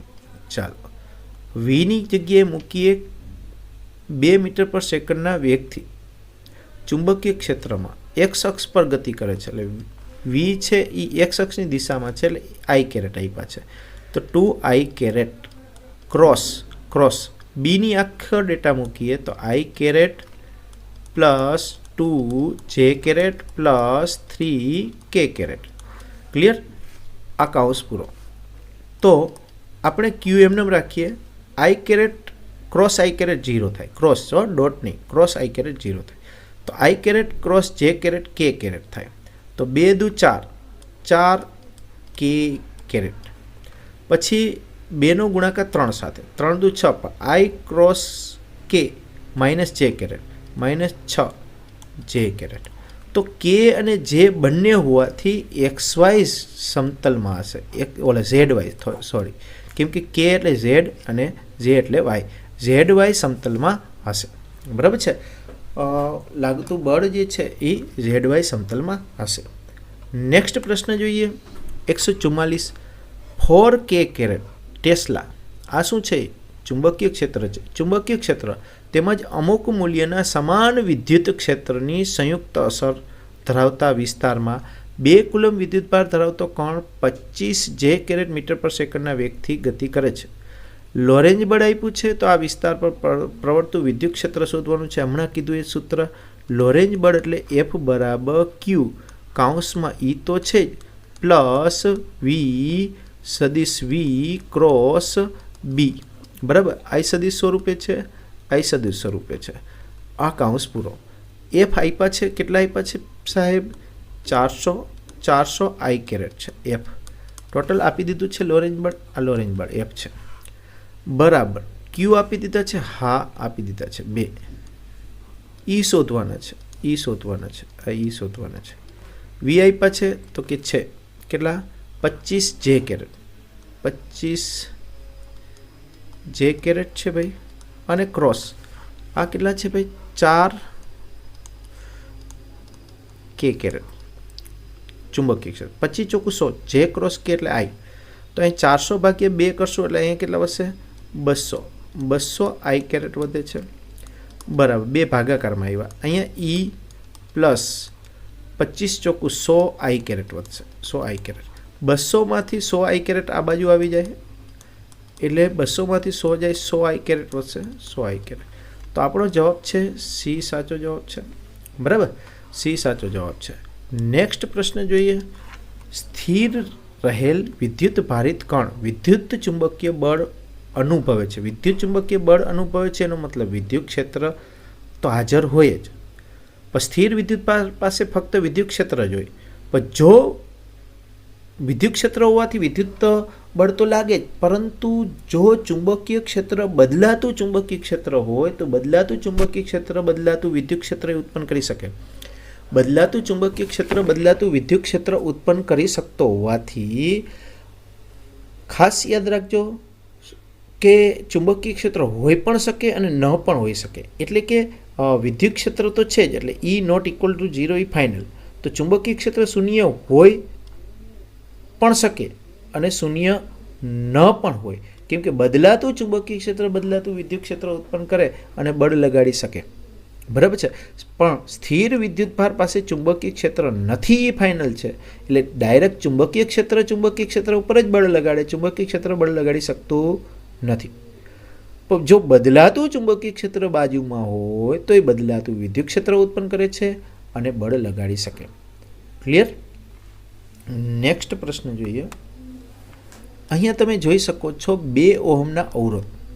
2 ઓહમનો અવરોધ 2 એક સમાન કોષોને શ્રેણીમાં કે સમાંતરમાં જોડતા 2 ઓહમ અવરોધમાંથી વહેતો પ્રવાહ સરખો છે. તો આંતરિક અવરોધ સ્મોલ r શોધવાનો છે. આ બાહ્ય અવરોધ છે. આ જે છે એ બાહ્ય અવરોધ જે આપેલો છે એ જ છે. પ્રવાહ સરખો છે, પ્રવાહ સરખો. શ્રેણી અને સમાંતર માટે પ્રવાહનું સૂત્ર યાદ રાખજો. n કોષો માટે અહીંયા 2 કોષો કીધા છે, આ 2 છે એ આપણા માટે n છે, n. તો પ્રવાહ માટેના સૂત્રો છે, શ્રેણી માટેનું સૂત્ર છે is બરાબર n એપ્સિલન છેદમાં r પ્લસ આંતરિક અવરોધ n ગણો થાય, n ગણો, બરાબર. સમાંતર માટેનું સૂત્ર છે, સમાંતરમાં કોષો n કોષો જોડેલા હોય તો પ્રવાહનું સૂત્ર આવું થાય. એપ્સિલન સમાંતરમાં EMF એપ્સિલન જ હોય. બાહ્ય અવરોધ r, પણ સ્મોલ r અવરોધ જે છે એ n માં ભાગનો થઈ જાય. એટલે આનો લસા લ્યો છો ને એટલે આ n આ બાજુ ગુણાકારમાં આવી જશે ને છેદનો છેદ ઉપર, એટલે અહીંયા n એપ્સિલન થશે અને છેદમાં n r પ્લસ r થશે. જો માઇનોર ડિફરન્ટ છે, શ્રેણીમાં આની સાથે n આવશે, સમાંતરમાં આની સાથે n આવે છે, બરાબર. આ બંને પ્રવાહ સમાન છે તો આ બંનેની આપણે સરખામણી કરી નાખીએ. આ બંનેની સરખામણી કરી નાખીએ તો આપણને શું મળશે? n એપ્સિલન છેદમાં r પ્લસ n r તો છે બરાબર n એપ્સિલન છેદમાં n r plus small r, બરાબર. આ n એપ્સિલન કેન્સલ થઈ ગયા તો આ n r આ બાજુ આવે છે, પ્લસ r છે, અહીંયા r પ્લસ n r. હવે કિંમત મૂકતા જાય. n એટલે આપણી પાસે 2 છે, r એટલે 2 છે, 2 ગુણ્યા 2 વત્તા r શોધવાના છે, અહીંયા 2 વત્તા 2 r શોધવાના છે, સ્મોલ r. અહીંયા જોઈ શકો છો 2 દુ 4, 2 આ બાજુ આવે તો 2 વધશે, આ r ઓલી બાજુ જાય એટલે 2 r માંથી 1 r જાય તો r, તો 2 ઓહમ આંતરિક અવરોધ 2 ઓહમ. ઓપ્શન છે ડી. ક્લિયર? એના પછીનો આ ટેક્સ્ટબુકનો પ્રશ્ન લાગે છે, એક ગરમ કરવા વપરાતા ઘટકના તારનો ઓરડાના તાપમાને, ઓરડાના તાપમાન એટલે આપણું સંદર્ભ તાપમાન છે T0, ત્યારે અવરોધ જે છે એને R0 કહેવાય છે. અવરોધના દ્રવ્યની અવરોધકતા આ આલ્ફા આપી છે, તો તારનો અવરોધ અંતિમ તાપમાને R છે અને અંતિમ તાપમાન T શોધવાનું છે. તો આપણે સામાન્ય સૂત્ર આપણે વારંવાર વાપરીએ છીએ, R માઇનસ R0 છેદમાં R0 બરાબર આલ્ફા T માઇનસ T0. આ સૂત્રનો આપણે ઉપયોગ કરીએ છીએ. તો T શોધવાના છે. R આપણી પાસે છે જે પ્રશ્નમાં છે એ પ્રમાણે મૂકતા જાય, 117 માઇનસ 100 છેદમાં 100. આલ્ફા છે એ અહીંયા ભાગાકારમાં જ લઈ લે ડાયરેક્ટ. આલ્ફા કેટલો આપ્યો છે? 1.7 ગુણ્યા 10⁻⁴ આપ્યો છે, બરાબર. T શોધવાના છે -27. તો એ 117માંથી 100 જાય એટલે ખાલી 17 વધશે, છેદમાં આ 100 અહીંયા 17 કરી નાખીએ તો એ 10 વધશે, 10 10⁻⁴ જાય તો અહીંયા 17 10⁻⁴ વધે છે, T -27. અહીંયા જે છે એ 17 તો કેન્સલ થયા, 10⁻⁴ ઉપર ગયા 1000 અને -27 આ બાજુ આવે એટલે +27 થઈ જાય, તો બરાબર થશે અહીંયા બરાબર T. તો 1027 ડિગ્રી સેલ્સિયસ, હા 1027 ડિગ્રી સેલ્સિયસ. રેડી? નેક્સ્ટ પ્રશ્ન જોઈએ. આ શું આપ્યું છે? એપ્સિલન આપ્યો છે. આ શું આપ્યું છે? આંતરિક અવરોધ આપ્યો છે. એકબીજાને સમાંતર જોડેલી બે બેટરીઓ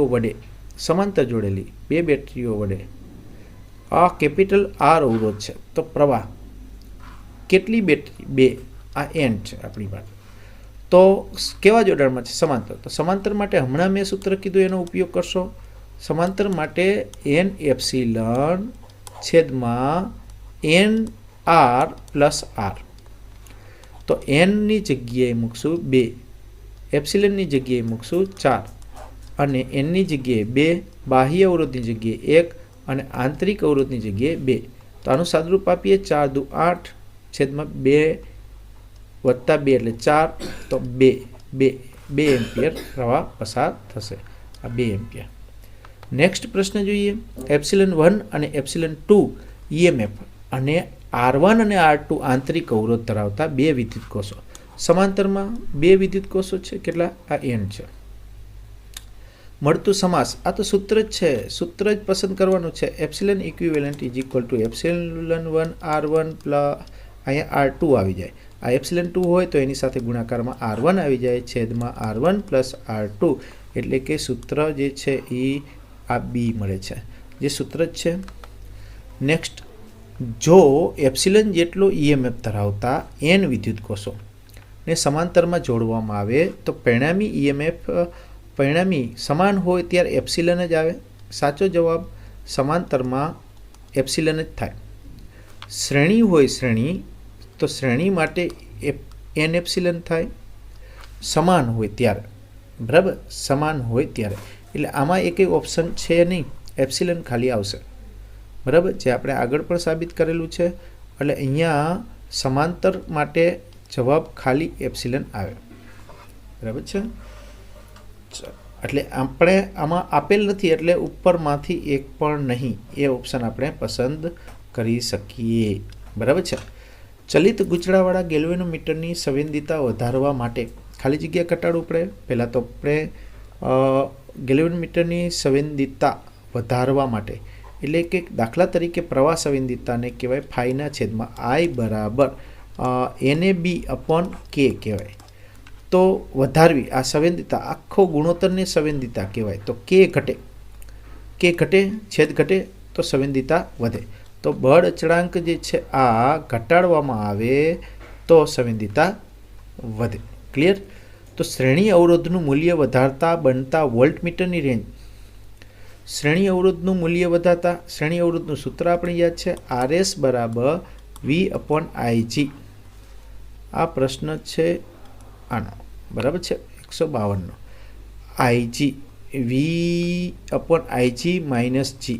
તો G તો અચળ છે, IG અચળ છે. V વધે, RS વધે તો V વધે, RS વધે તો V વધે, વોલ્ટમીટરની રેન્જ વધે. અવરોધનું મૂલ્ય વધારતા વોલ્ટમીટરની રેન્જ પણ વધે છે. ક્લિયર? આદર્શ એમીટરનો અવરોધ કેવો હોય છે? શૂન્ય.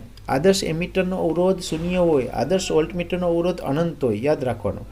વિદ્યુત પ્રવાહ અને વોલ્ટેજ માપવા માટેનું પાયાનું સાધન ગેલ્વેનોમીટર છે. ગેલ્વેનોમીટરનું એમીટરમાં રૂપાંતર કરી શકાય અને એ જ ગેલ્વેનોમીટરનું વોલ્ટમીટરમાં પણ રૂપાંતર કરી શકાય. નેક્સ્ટ પ્રશ્ન જોઈએ તો અહીંયા 1 એમ્પિયર વિદ્યુત પ્રવાહ અને 100 આંટા ધરાવતા, આ શું આપેલું છે? I. આ શું આપેલું છે? N. આવી રીતે લખતા જાઓ. આ શું આપેલું છે? A. આ B આપેલા છે. વાળા સમાન ચુંબકીય ક્ષેત્રમાં મૂકેલ છે. ચુંબકીય ક્ષેત્રની દિશા ગૂંચળાના સમતલને સમાંતર હોય. સમતલને સમાંતર ચુંબકીય ક્ષેત્રની દિશા ગૂંચળું આ રીતે છે, આ રીતે N આંટાવાળું. એટલે ચુંબકીય ક્ષેત્ર આમ છે, એને સમાંતર. તો એનો ક્ષેત્રફળનો સદિશ એને લંબ હોય ભાઈ. બરાબર, આ યાદ રાખજો. આ ચુંબકીય ક્ષેત્ર છે. તો ખૂણો જ થશે 90°નો, બે વચ્ચેનો ખૂણો. બરાબર. તો ટોર્ક શોધવાનું છે. ટોર્ક બીના સાઇન થીટા, સાઇન 90 ની કિંમત 1, સાઇન 90 ની કિંમત 1 શોધી નાખો. ચાલો, મળી જશે. તો સાઇન 90 ની કિંમત 1, બી ની કિંમત આપી છે. ચાલો ફટાફટ લઈ લઈએ. 0.5. I ની કિંમત છે 1, N છે 100, A છે 20 ગુણ્યા 20 એટલે 0.2 ગુણ્યા 0.2 એટલે 2 દુ 4 એટલે 0.04 ગુણ્યા થશે 0.04 ભાઈ. 0.04. ચાલો આનું સાદુરૂપ આપીએ. 5 ચોક 20. આને છેદમાં 10 મૂકી દીધા, આને છેદમાં 100 મૂકી દીધા એટલે 100 તો કેન્સલ. 5 ચોક 20 એટલે 2 જવાબ આવ્યો. 2 newton into metre. 2 newton into metre. Colour change. ચાલો અહીંયા એક ગૂંચળાની ડાયપોલ મોમેન્ટ આપેલી છે ભાઈ. કેટલામાં? 156માં. પહેલાં આપણે કરીએ. ડાયપોલ મોમેન્ટ આપેલી છે. હા, પહેલાં અહીંયા આપણે 56માં કરીએ. પ્રશ્ન નંબર 56. ડાયપોલ મોમેન્ટ એટલે શું આપ્યા છે? આ P આપેલા છે. આ શું આપેલા છે? ચુંબકીય ક્ષેત્ર B આપેલું છે. ટોર્ક શોધવાનું છે. ટોર્ક સદિશ સ્વરૂપે, પછી એનું મૂલ્ય P ક્રોસ E. ચુંબકીય ક્ષેત્ર આપ્યું છે એટલે આને MB કહેશું. આ ડાયપોલ મોમેન્ટ ચુંબકીય ડાયપોલ મોમેન્ટ છે એટલે M છે. તો અહીંયા ચુંબકીય ક્ષેત્રના B થઈ જશે. શું થઈ જશે? B. ચાલો, આ નિશ્ચાયકની રીત વાપરીએ આઈ કેરેટ, જે કેરેટ અને કે કેરેટ. બરાબર, આઈ કેરેટ, જે કેરેટ, કે કેરેટ. અહીંયા છે 2, 3, 5. અહીંયા છે શું છે 0, 0 અને 3. તો આઈ કેરેટ જોતા હોય તો આઈ કેરેટ આવી રીતે પણ કરી શકાય. આઈ કેરેટ જોતા હોય 3 તેરી 9, 9 આઈ કેરેટ. જે કેરેટ જોતા હોય તો જે કેરેટને રાખીએ 3 દુ 6, -6 જે કેરેટ. અને કે કેરેટ તો 0 મળશે, કે કેરેટ 0 મળશે. તો આનું મૂલ્ય જોઈએ છે, આનું મૂલ્ય આ ટો મળ્યા એને આપણે માનાંકમાં મૂકીએ તો દરેક ઘટકના વર્ગના સરવાળાનું વર્ગમૂળ એટલે કે 9નો વર્ગ વત્તા -6નો વર્ગ પણ પ્લસ થઈ જશે. તો કેટલા થશે 81 વત્તા 36 એટલે કે 117. તો આ બી જવાબ આવશે. ક્લિયર? ચાલો એના પછી આપણે ગ્રીન પેનથી આપણે કરીએ પ્રશ્ન નંબર 57. બે વિદ્યુત પ્રવાહ ધારિત સુરેખ સમાંતર તાર વચ્ચે લાગતું બળ F છે. સિમ્પલ. તો વિદ્યુત પ્રવાહ એક વિદ્યુત પ્રવાહ બમણો કરવામાં આવે. F બરાબર μ0 I1 I2 L છેદમાં 2πd ક્લિયર? તો એક પ્રવાહ બમણો કરો તો બળ બમણું થઈ જાય. તો F' બરાબર 2F. સિમ્પલ છે, સિમ્પલ, વેરી સિમ્પલ. F બરાબર 2F. નેક્સ્ટ પ્રશ્ન જોઈએ. પ્રશ્ન નંબર 158. 0.2 મીટર ત્રિજ્યા R છે. આકૃતિમાં દર્શાવેલ, ભાઈ આકૃતિ તો છે નહીં, એટલે આ પ્રશ્નને આપણે કેન્સલ કરીએ છીએ. નેક્સ્ટ પ્રશ્ન છે R ત્રિજ્યા અને N આટા ધરાવતી રિંગની અક્ષ પર x અંતરે રિંગને લીધે ઉદ્ભવતું ચુંબકીય ક્ષેત્રનું સૂત્ર છે. ભાઈ અક્ષ પર x અંતરે ચુંબકીય ક્ષેત્રનું સૂત્ર આવું છે μ0 n I. ત્રિજ્યા જે હોય એ ત્રિજ્યાનો વર્ગ થશે છેદમાં 2x² પ્લસ r² ની 3/2.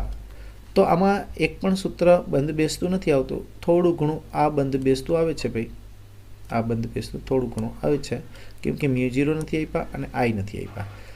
બરાબર છે, પણ આપણે સૂત્ર સાચું આ છે. હવે આ સૂત્ર છે એવું યાદ આવવું જોઈએ. તો કેવી રીતે? કદાચ આ સમપ્રમાણમાં છે કીએ તો આ સૂત્ર બરાબર છે. તો આ μ0 ને 2 અચળ છે, I અચળ છે. તો જો તમને આ સૂત્ર ભૂલાઈ જતું હોય તો કેન્દ્ર પાસેનું સૂત્ર શું છે? તો કે કેન્દ્ર પાસે xની જગ્યાએ 0 મૂકો એટલે કેન્દ્ર પાસેનું સૂત્ર મળી જવું જોઈએ. કયું સૂત્ર? તો કે μ0 ni છેદમાં 2πr. 2r રિંગ માટે 2r આવે, અનંત લંબાઈના તાર માટે 2πr આવે. રિંગ માટે 2r આવે, જો ઉલટું છે. રિંગ માટે 2r આવે છે, અનંત લંબાઈના તાર માટે 2πr. તો આ સૂત્ર મળી જવું જોઈએ. અહીં x બરાબર 0 મૂકો તો આ સૂત્ર મળી જાય છે. બરાબર છે? એ રીતે યાદ રાખવા માટેની એક સિસ્ટમ છે. નેક્સ્ટ 160. વિદ્યુત પ્રવાહ ધારિત લૂપને સમાન ચુંબકીય ક્ષેત્રમાં મૂકતા તેના પર લાગતું ટોર્ક. ટો બરાબર હમણાં કીધું તું એમ બીના સાઇન થીટા.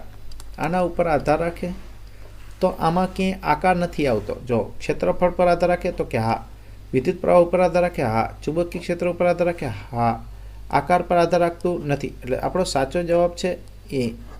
બરાબર છે? આના ઉપર આધાર રાખતો નથી એટલે કેમ કે આપણે નથી પૂછ્યું છે એટલા માટે. બરાબર. એના પછી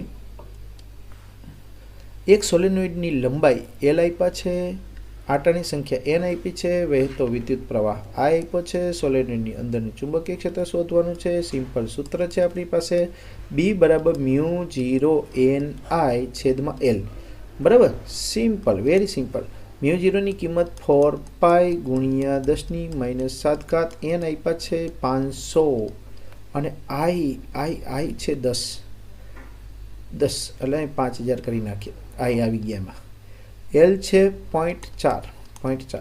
4 જશે 3.14 હશે 5 તેરી 15 એટલે 157 અને 10⁻⁴ એટલે 0.0157 આ જવાબ આવશે. એનું સાદુરૂપ આપશો એટલે 162 વીજ પ્રવાહ ધારિત લાંબા સુરેખ તારથી આ સ્મોલ આર અંતરે ચુંબકીય ક્ષેત્ર બી આપ્યું છે, તો આને R1 કહી દઈએ, તો R2 અંતરે કેટલું? સિમ્પલ, આપણે વારંવાર લાંબા તાર વડે ઉદ્ભવતું ચુંબકીય ક્ષેત્રનું સૂત્ર છે μ0I/2πr, એટલે કે બી ચલે છે 1/r છે. બી ચલે છે 1/r છે, તો આપણે B2 શોધવા છે, તો B2ના છેદમાં આપણે B1 રાખો તમે, તો અહીંયા શું થઈ જશે? B2 અંશમાં છે તો R2 છેદમાં આવી જશે, R1 અંશમાં થઈ જશે, તો B2ને કરતા કરીએ તો R1 છેદમાં R2 ગુણ્યા B1. R1ની કિંમત મૂકી દઈએ, કેટલી છે ભાઈ? 10 છે. R2ની કિંમત મૂકી દઈએ 40 છે. B1 આપ્યા છે ભાઈ, B1 છે 0.04, 0 ગયા 4 ગયા તો વધે છે 0.01, 0.01 ટેસ્લા. આ જવાબ થશે. 163માં પ્રશ્નમાં શું છે? વિદ્યુત પ્રવાહ ધારિત વર્તુળાકાર રિંગ જે છે એના કેન્દ્ર પર ચુંબકીય ક્ષેત્ર તેના વડે આંતરેલ ક્ષેત્રફળના ખાલી જગ્યા. તો કેન્દ્ર પાસે ચુંબકીય ક્ષેત્રનું સૂત્ર તમને ખબર છે μ0I/2r. તો ક્ષેત્રફળ સાથે સંબંધ ધરાવતો શું હોય? તો કે r હોય. શું? તો કે વર્તુળ માટે a બરાબર πr² થાય, πr². તો r ચલે છે, શું લખી શકાય? √a. તો અહીંયા √a મૂકીએ આરની જગ્યાએ, તો b ચલે છે, શું થઈ જાય? 1/√a, એટલે કે ક્ષેત્રફળના વર્ગમૂળના વ્યસ્ત પ્રમાણમાં થાય. ક્ષેત્રફળ છે એના વર્ગમૂળના શું થાય? વ્યસ્ત પ્રમાણમાં થશે. બરાબર. ઓપ્શન આવશે એ, ક્ષેત્રફળના વર્ગમૂળના વ્યસ્ત પ્રમાણમાં.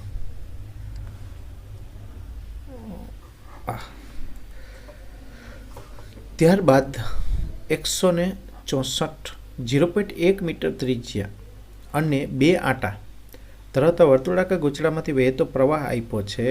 આ ત્રિજ્યા આપી છે, આ 2 આંટા n આપ્યા છે, આ પ્રવાહ I આપ્યો છે, કેન્દ્ર પાસે ચુંબકીય ક્ષેત્ર B શોધવાનું.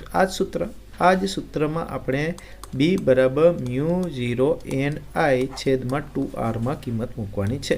μ0 એટલે 4π ગુણ્યા 10⁻⁷. nની જગ્યાએ 2 મૂકવાના છે, iની જગ્યાએ મૂકવાના છે 1/4π, અને છેદમાં 2 અને rની કિંમત મૂકવાની છે 0.1.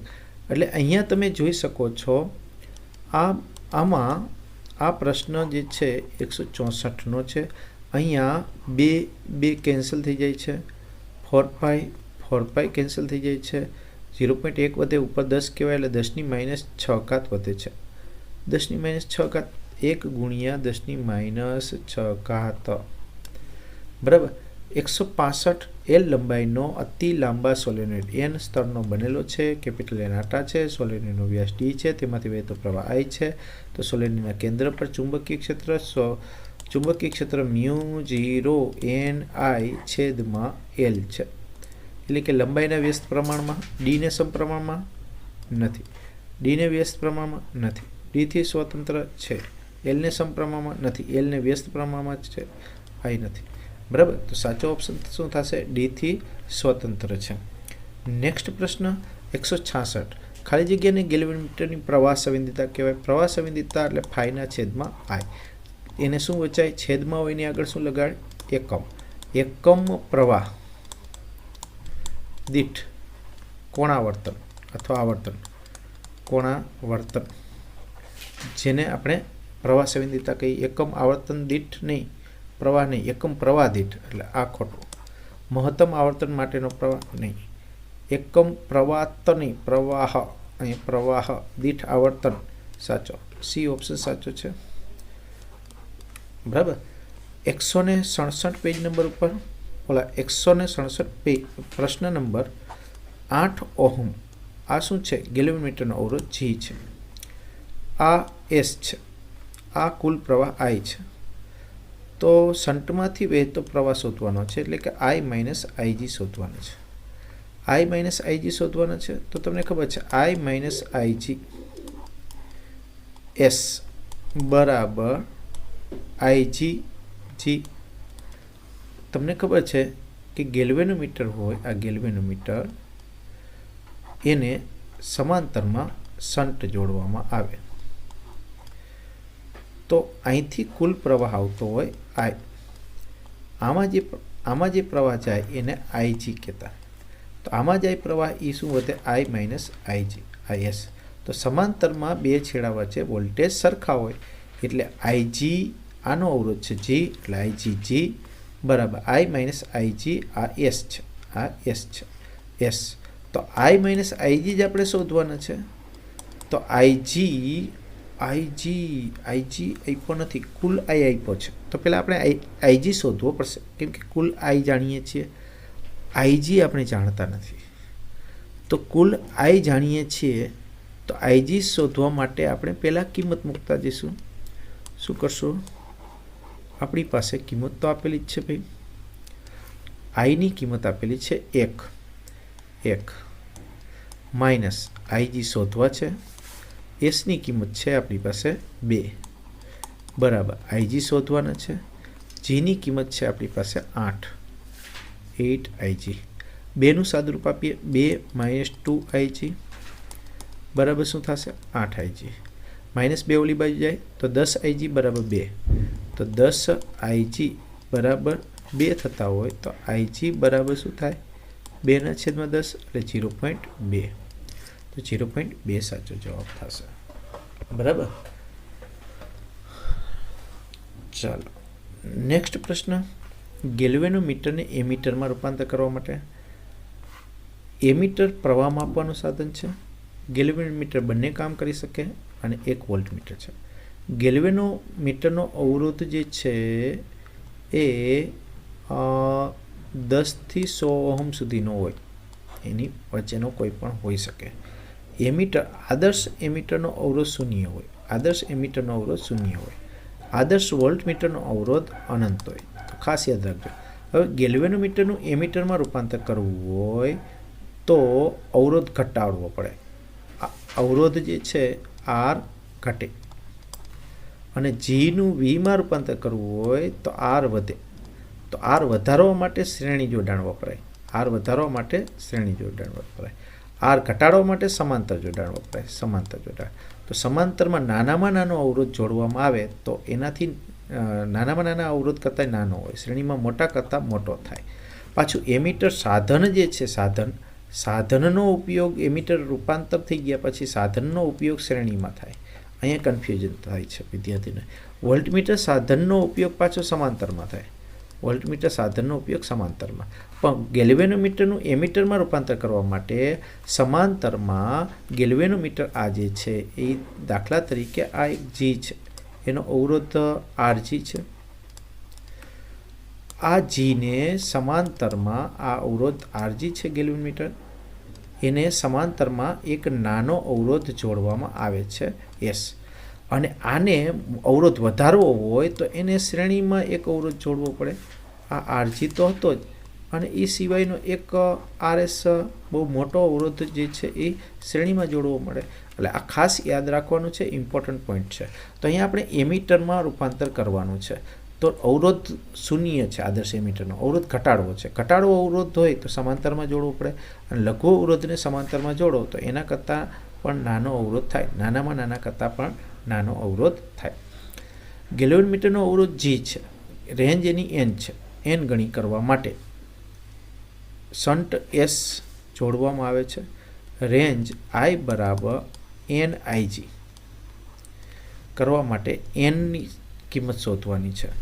બરાબર. તો આપણી પાસે શન્ટનું સૂત્ર છે ભાઈ, શન્ટનું સૂત્ર છે. અહીંથી પ્રશ્ન ચેન્જ થાય છે. શન્ટનું સૂત્ર છે આઈજી જી શેના બરાબર? એસ બરાબર આઈજી જી છેદમાં આઈ માઇનસ આઈજી. આઈજીને એમને રાખીએ, જી છે. આઈની જગ્યાએ એન આઈજી મૂકીએ માઇનસ આઈજી. તો અહીંયા એક એસ બરાબર સૂત્ર મળે છે જીના છેદમાં એન માઇનસ 1, જે આ પ્રશ્નમાં આપેલું છે જો દેખાય છે. એટલે એ પ્રશ્ન થઈ ગયો. હવે આમાં એનને કરતા કરવો છે તો અહીંયા શું થશે એસએન માઇનસ એસ, અથવા તો આપણે આવું કરી નાખીએ, ગુણાકારમાં જ રાખીએ, વળી પાછો કોમન કાઢવાની. અહીંયા શું કરી નાખીએ આપણે એન એસ ગુણ્યા એન માઇનસ વન બરાબર જી. તો એન માઇનસ વન બરાબર જીના છેદમાં એસ. આ માઇનસ વન આ બાજુ આવે તો આ માઇનસ વન આ બાજુ આવશે તો પ્લસ થઈ જશે. તો જીના છેદમાં એસ પ્લસ વન ઓપ્શન પસંદ કરવાનો છે. જીના છેદમાં S plus one, one plus G પણ એસ. ક્લિયર? અને આ પ્રશ્ન તો આપણે આનો જવાબ જે છે એ તો આપણી પાસે અહીંયા મળી જ ગયેલો છે. હા, રેડી? તો અહીંયા 170 પ્રશ્ન થયા. પ્રશ્ન નંબર 171. એક વિસ્તારમાં સ્થિર અને સમાન વિદ્યુત ક્ષેત્ર અને ચુંબકીય ક્ષેત્ર, સ્થિર અને સમાન વિદ્યુત ક્ષેત્ર અને ચુંબકીય ક્ષેત્ર જે છે એ આ બંને ક્ષેત્રો સમાંતર છે, એટલે કે જે દિશામાં વિદ્યુત ક્ષેત્ર છે એ જ દિશામાં ચુંબકીય ક્ષેત્ર, બી અને ઈ બે સમાન છે. બરાબર? સ્થિર વિદ્યુત ભારિત કણ આ વિસ્તારમાં મુક્ત કરવામાં આવે. અહીંથી આપણે સ્થિર વિદ્યુત ભારને મુક્ત કરીએ એટલે પ્રારંભમાં વેગ 0 છે, પછી આ દિશામાં ગતિ કરશે. મુક્ત કરવામાં આવે તો ખાલી જગ્યા કણનો માર્ગ હોય તો ભાઈ જે આ વિદ્યુત ક્ષેત્ર છે એના કારણે જ આ સ્થિર વિદ્યુત ભાર ઉપર બળ લાગશે. પછી ગતિ કર્યા બાદ એની પાસે ચુંબકીય ક્ષેત્ર હશે, પણ ચુંબકીય ક્ષેત્રને સમાંતર આનો વેગ હોવાના કારણે F is equal two QVB sine theta થાય. QVB સાઇન થીટા, થીટા 0 થશે એટલે સાઇન 0. સાઇન 0 ની કિંમત શું થઈ જશે? 0. એટલે ચુંબકીય બળ લાગતું નથી. તો અહીંયા વિદ્યુત બળ જ લાગે છે. એ વિદ્યુત બળના કારણે એ સુરેખ માર્ગ પર ગતિ કરશે. સુરેખ માર્ગ પર એક ફક્ત વિદ્યુત બળ જ લાગે છે એટલે એ સીધે સીધું સુરેખ માર્ગ પર ગતિ કરશે. બરાબર? ચાલો, 172. કોઈ એમીટરમાં મુખ્ય પ્રવાહના 0.2% ભાગ ગેલ્વેનોમીટરના ગૂંચળામાંથી પસાર થાય છે. જો ગેલ્વેનોમીટરના ગૂંચળાનો અવરોધ G હોય તો એમીટરનો અવરોધ કેટલો? અહીંયા વિદ્યાર્થી મિત્રો, ગેલ્વેનોમીટરમાંથી જે પ્રવાહ પસાર થાય છે એને આપણે કહીએ છીએ IG, પ્રવાહ ક્ષમતા IG. એ કેટલી છે? તો કે 0.2% છે. તેની I ની 0.2%, 0.2 ભાગ્યા 100, 0.2 ભાગ્યા 100 એટલે થશે ટકાને આપણે સંખ્યામાં ફેરવા 0.002I. એ IG મળ્યા.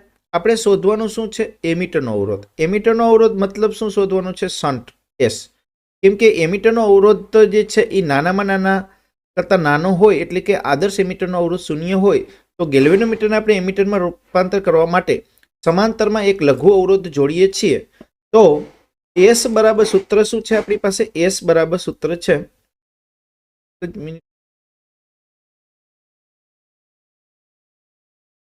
S બરાબર છે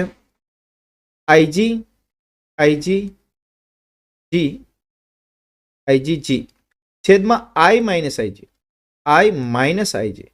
મિત્રો, તો અહીંયા IG ની જગ્યાએ આપણે કેટલા મૂકવાના છે? 0.002 અને I મૂકવાના છે.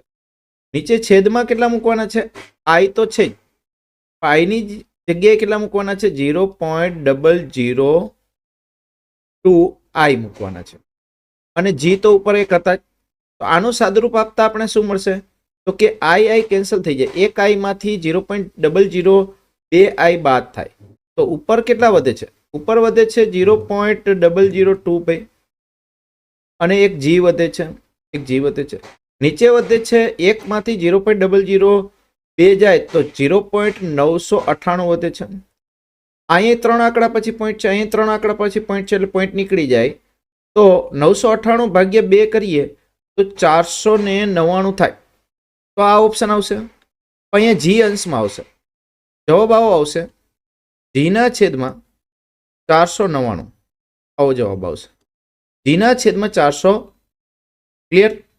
નેક્સ્ટ પ્રશ્ન જોઈએ. નેક્સ્ટ પ્રશ્ન શું છે? આયોનાઇઝ્ડ હાઇડ્રોજન પરમાણુઓ અને કણો કેવા? આલ્ફા અહીંયા જતો રહ્યો, અહીંયા આલ્ફા કણ છે.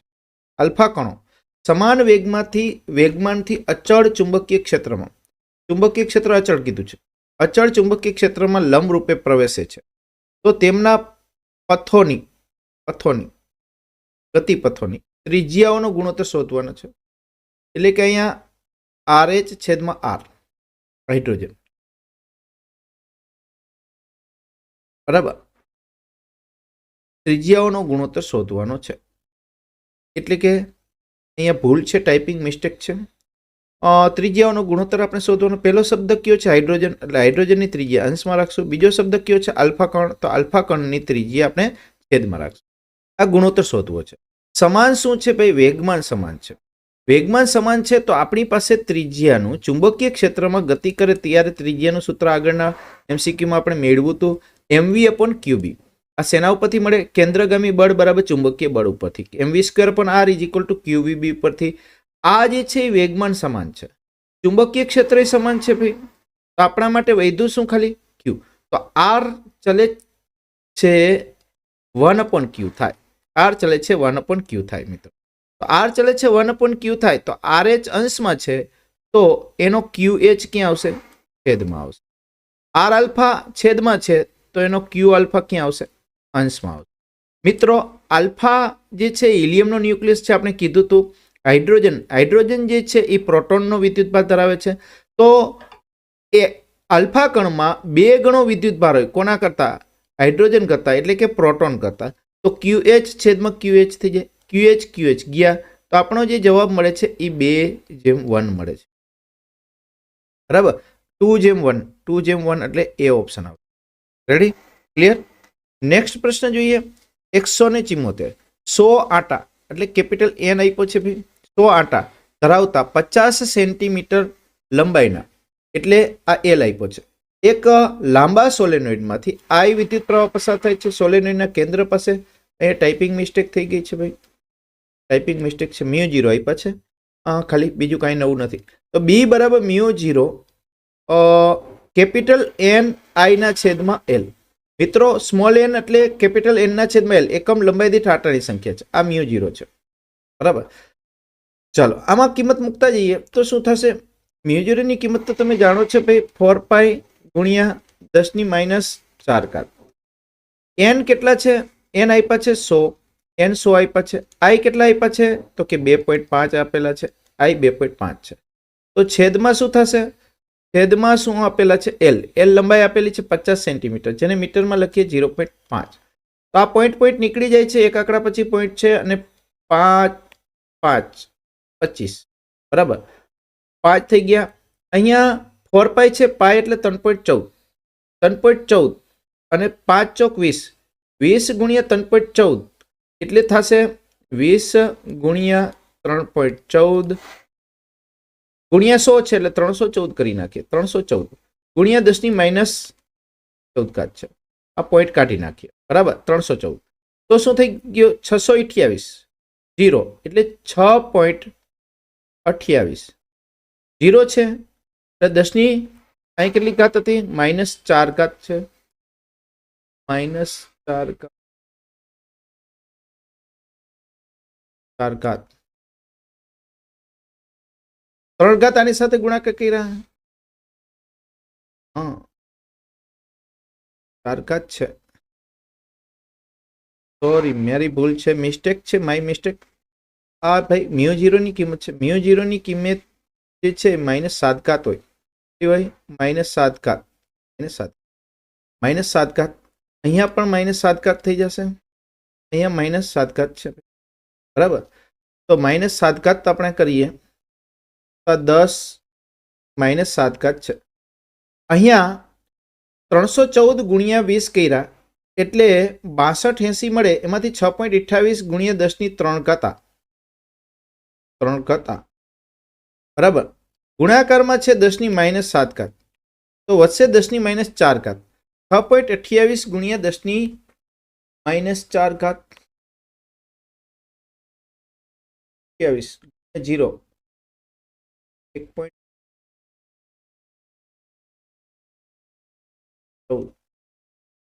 બરાબર છે. તોનું શું કર્યું? ગણતરી બાકી છે.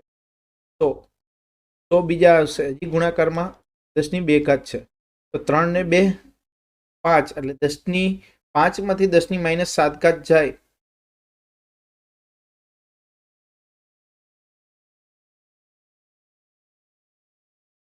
લઈ લીધા છે. એક જ મિનિટ, તો ઓપ્શન આપેલા છે, મને એમ કે ઓપ્શન નથી. ઓપ્શન આપેલા જ છે. અહીંયા ઓપ્શન આપેલો છે. આર્યો 10^-, હું 10^-5 વાળો જોઉં છું, છે ઓપ્શન છે, બરાબર છે. અહીંયા આપણે એજ મળે છે 6.28 ગુણ્યા 3 માંથી 7 જાય એટલે 10^-. ઓકે, નેક્સ્ટ પ્રશ્ન જોઈએ. નેક્સ્ટ પ્રશ્ન શું કીધો છે? mm ત્રિજ્યા ધરાવતા એક લાંબા સોલેનોઇડને પ્રતિ મિલીમીટર કીધું છે 100 આટા છે. જો સોલેનોઇડમાંથી 1 એમ્પિયર ટપકું છે, આનું 1 એમ્પિયર જેટલો પ્રવાહ પસાર થતો હોય તો સોલેનોઇડના કેન્દ્ર આગળ ચુંબકીય ક્ષેત્ર શોધવાનું છે. સિમ્પલ, હમણાં જ કીધું એ જ સૂત્ર આવશે, સેમ સૂત્ર આવશે. આ જે સૂત્ર કર્યું છે એ જ સૂત્ર આવશે, એ જ સૂત્ર છે. ઉપરના સૂત્રમાં જ આપણે કિંમત મૂકતા જઈએ છીએ, તો બીજી વાર સૂત્ર લખવાનો કોઈ મતલબ નથી. અહીંયા μ0 એટલે 4π ગુણ્યા 10^-7 n આપ્યા છે 100 પર મિલીમીટર, એટલે છેદમાં આપણે એલ મૂકી દઈશું. આ મિલીમીટરને એલ કહી દઈશું, એલ. આ કેપિટલ એન છે, આ એલ છે, બરાબર. અને સોલેનોઇડમાં વહેતો પ્રવાહ μ0 n લખ્યા, આઈ 1 એમ્પિયર છે, 1 એમ્પિયર, આ 1 એમ્પિયર છેદમાં એલ 1 મિલીમીટર પર મિલીમીટર છે, એટલે મિલીમીટરને કહી દે 10^-3. રેડી? ચાલો, પાઈ 1 રહી ગયો, એ 4π. હા, 4π અહીંયા 10^-3 ઉપર જાય તો પ્લસ થઈ જશે. 3 ને 2 5, 5 માંથી 10^-7 થાય એટલે 10^-2 વધ્યા. હવે 4 ગુણ્યા 3.14, 4 તેરી 12, બરાબર, એટલે 12.56 ઓપ્શન આવે છે. 4 તેરી 12 એટલે 12.56, 12.56 ગુણ્યા 10^-2 ઓપ્શન હોવો જોઈએ. આ જ છે ઓપ્શન. માઇનસ ઘાત પાછળ થઈ ગઈ છે, 2 ની માઇનસ. ટાઈપિંગ મિસ્ટેક છે, અમુક એરર આવે છે, કેમ કે આ જે પેપર કાઢવાવાળા છે એ અલગ હોય છે, ટાઈપ કરવાવાળા અલગ હોય, એટલે અમુક ટાઈપિંગ મિસ્ટેક છે. પ્રશ્નો સારા છે, વાંધો નથી. નેક્સ્ટ પ્રશ્ન જોઈએ. ચેન્જ કરીએ કલર. આર ત્રિજ્યા ધરાવતા અતિ લાંબા સુરેખ વાહક તારમાંથી આઈ જેટલો, આ આઈ હશે, આઈ જેટલો વિદ્યુત પ્રવાહ પસાર થઈ રહ્યો છે, તો તારની અક્ષથી એ જેટલા લંબ અંતરે અંદરના ભાગમાં, એટલે એ અંતર છે અને આર ત્રિજ્યા છે. અહીં ઉલટાયું છે, આપણે ટેક્સ્ટબુકમાં એ ત્રિજ્યા કીધી છે, આર અંતર કીધું છે, બરાબર સમજો. ચુંબકીય ક્ષેત્રની તીવ્રતા, જો એ અંતર કીધું હોય તો અંદરના ભાગમાં બી ચલે છે. ચલ અહીંયા પાછળ કેમ વયો ગયો ભાઈ, અહીંયા આવતો રહે. હા, બી ચલે છે એ થાય. આવો જે છે એ વાહક તાર છે.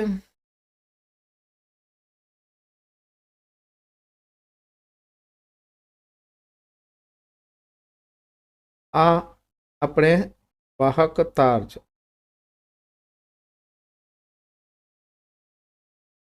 અહીંયા ત્રિજ્યા જે છે ને એ આર કીધી, ત્રિજ્યા જે છે ને એ આર કીધી, અને અંદરના ભાગમાં એક બિંદુ એ છે, એ અંદરના ભાગમાં આપણે ચુંબકીય ક્ષેત્ર શોધવું છે.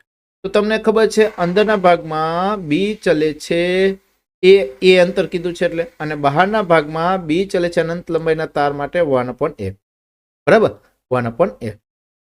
આ રીતે થશે. નેક્સ્ટ પ્રશ્ન શું છે? તો અહીંયા આપણે જવાબ શું આવશે? એ વાળો અવડો ડી ડી ડી. નેક્સ્ટમાં ચુંબકીય ક્ષેત્રનો સ્ત્રોત. ચુંબકીય ક્ષેત્રનો સ્ત્રોત સદિશ છે ભાઈ, અને વિદ્યુત ક્ષેત્રનો સ્ત્રોત અદિશ છે.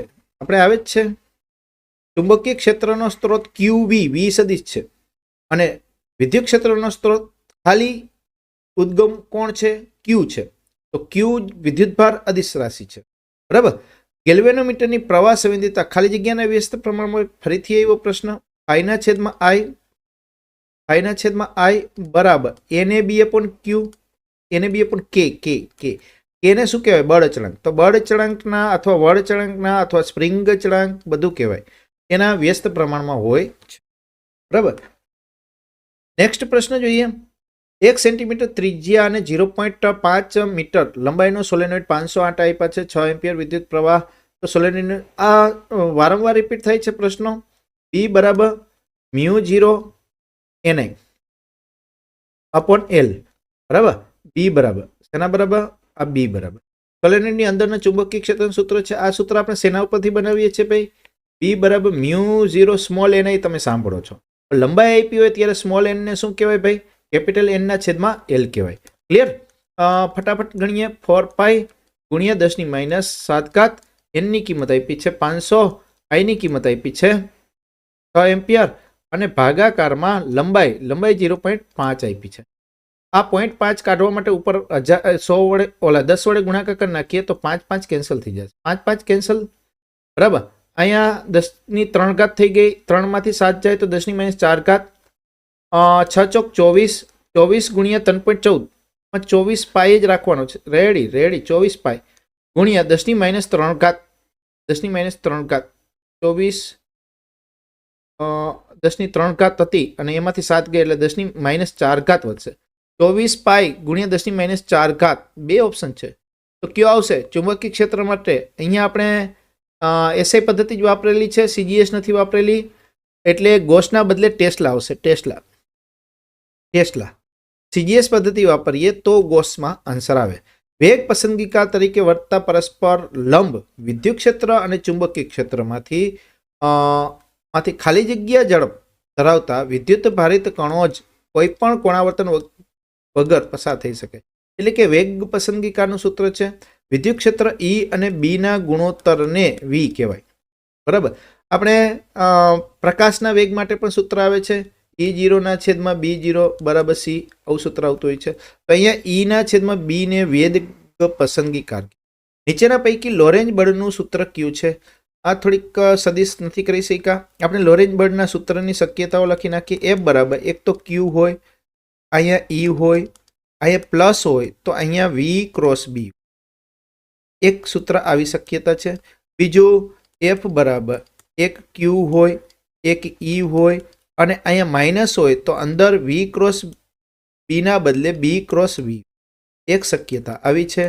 આ બેમાંથી કઈ શક્યતામાં છે એ ગોતવું પડે. આ એરાને સદિશ સમજવાનો છે. આના ઉપર સદિશ તો અહીંયા પ્લસ છે, તો અહીંયા પ્લસ છે, તો અહીંયા B ક્રોસ V છે.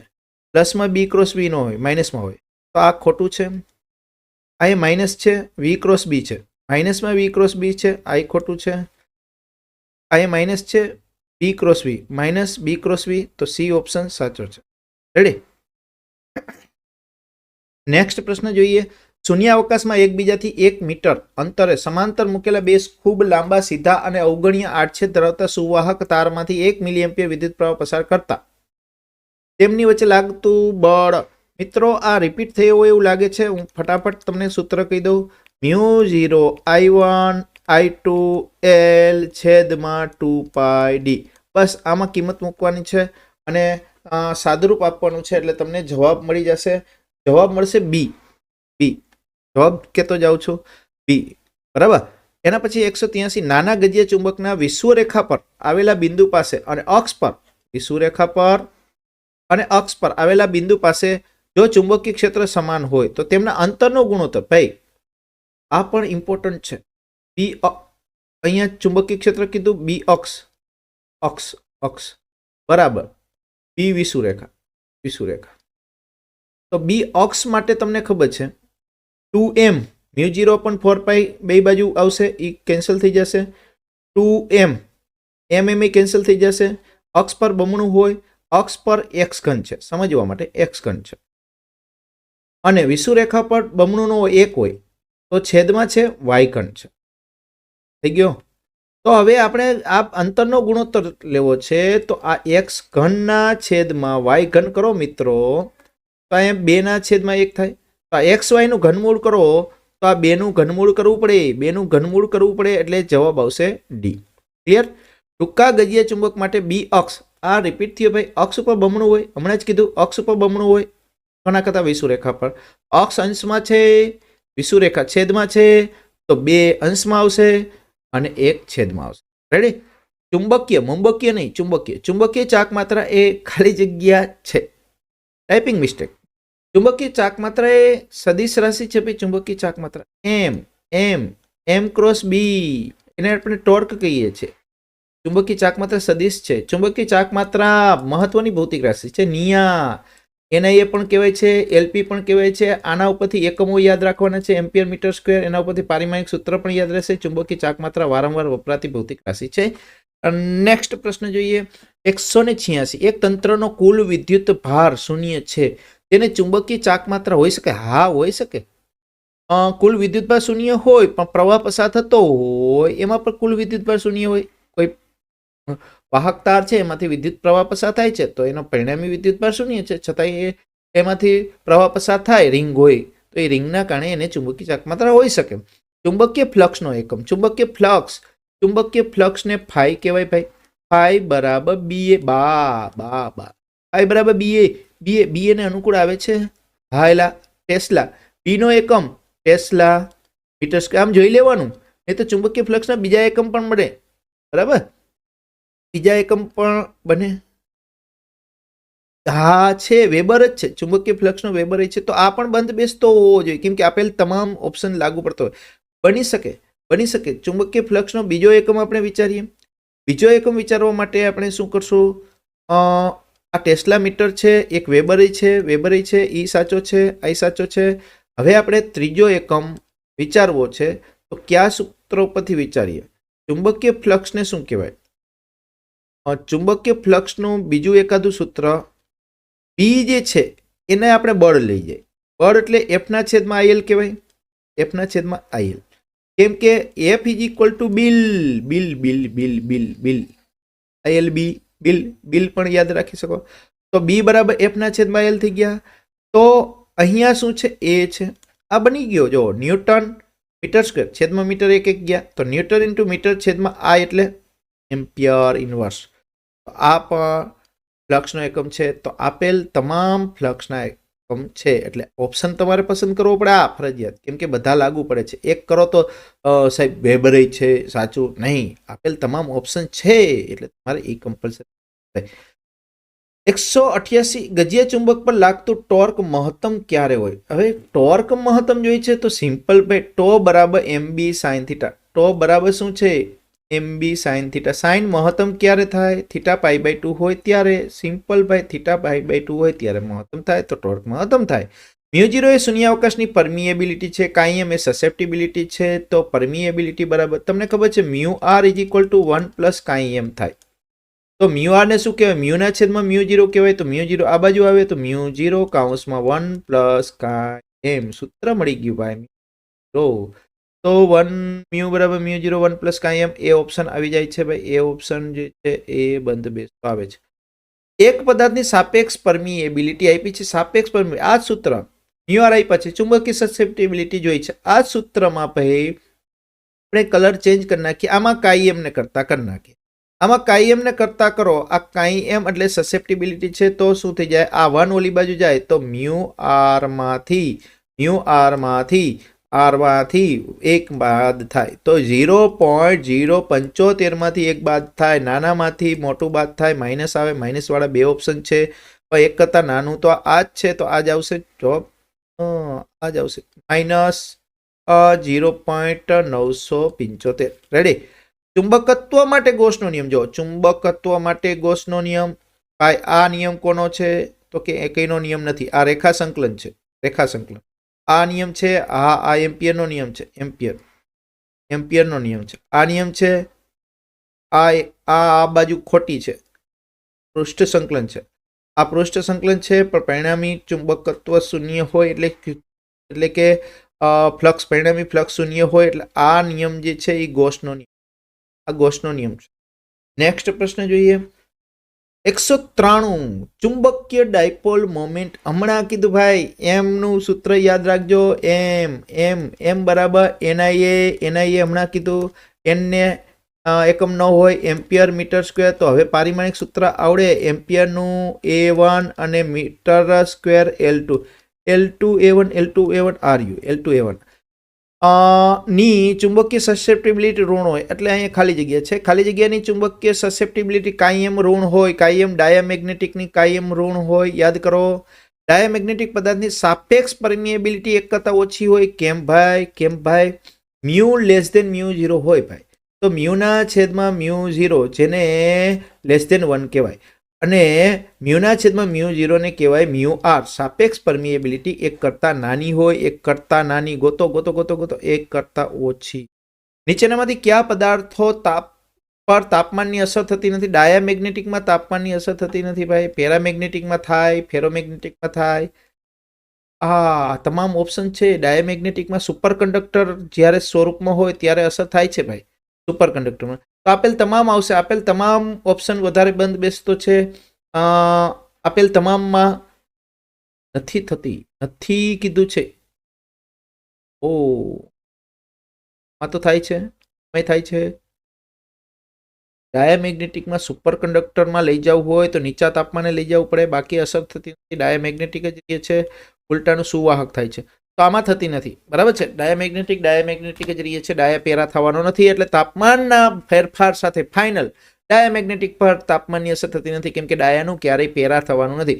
તાપમાનની અસરના કારણે પેરાનું ફેરો કે ફેરોનું પેરા થઈ શકે છે. શૂન્યાવકાશ માટે મેગ્નેટાઇઝેશન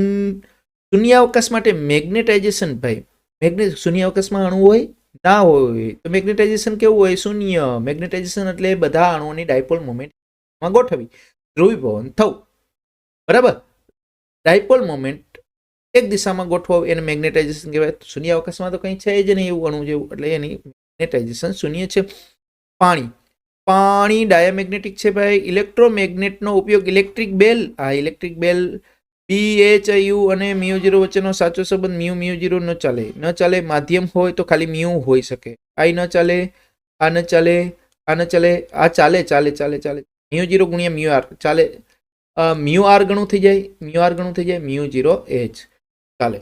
નેક્સ્ટ પ્રશ્ન જોઈએ. બે વિદ્યુત ભારો વચ્ચે પ્રવર્તતું કુલંબીય બળ. ખાલી જગ્યા હોય છે.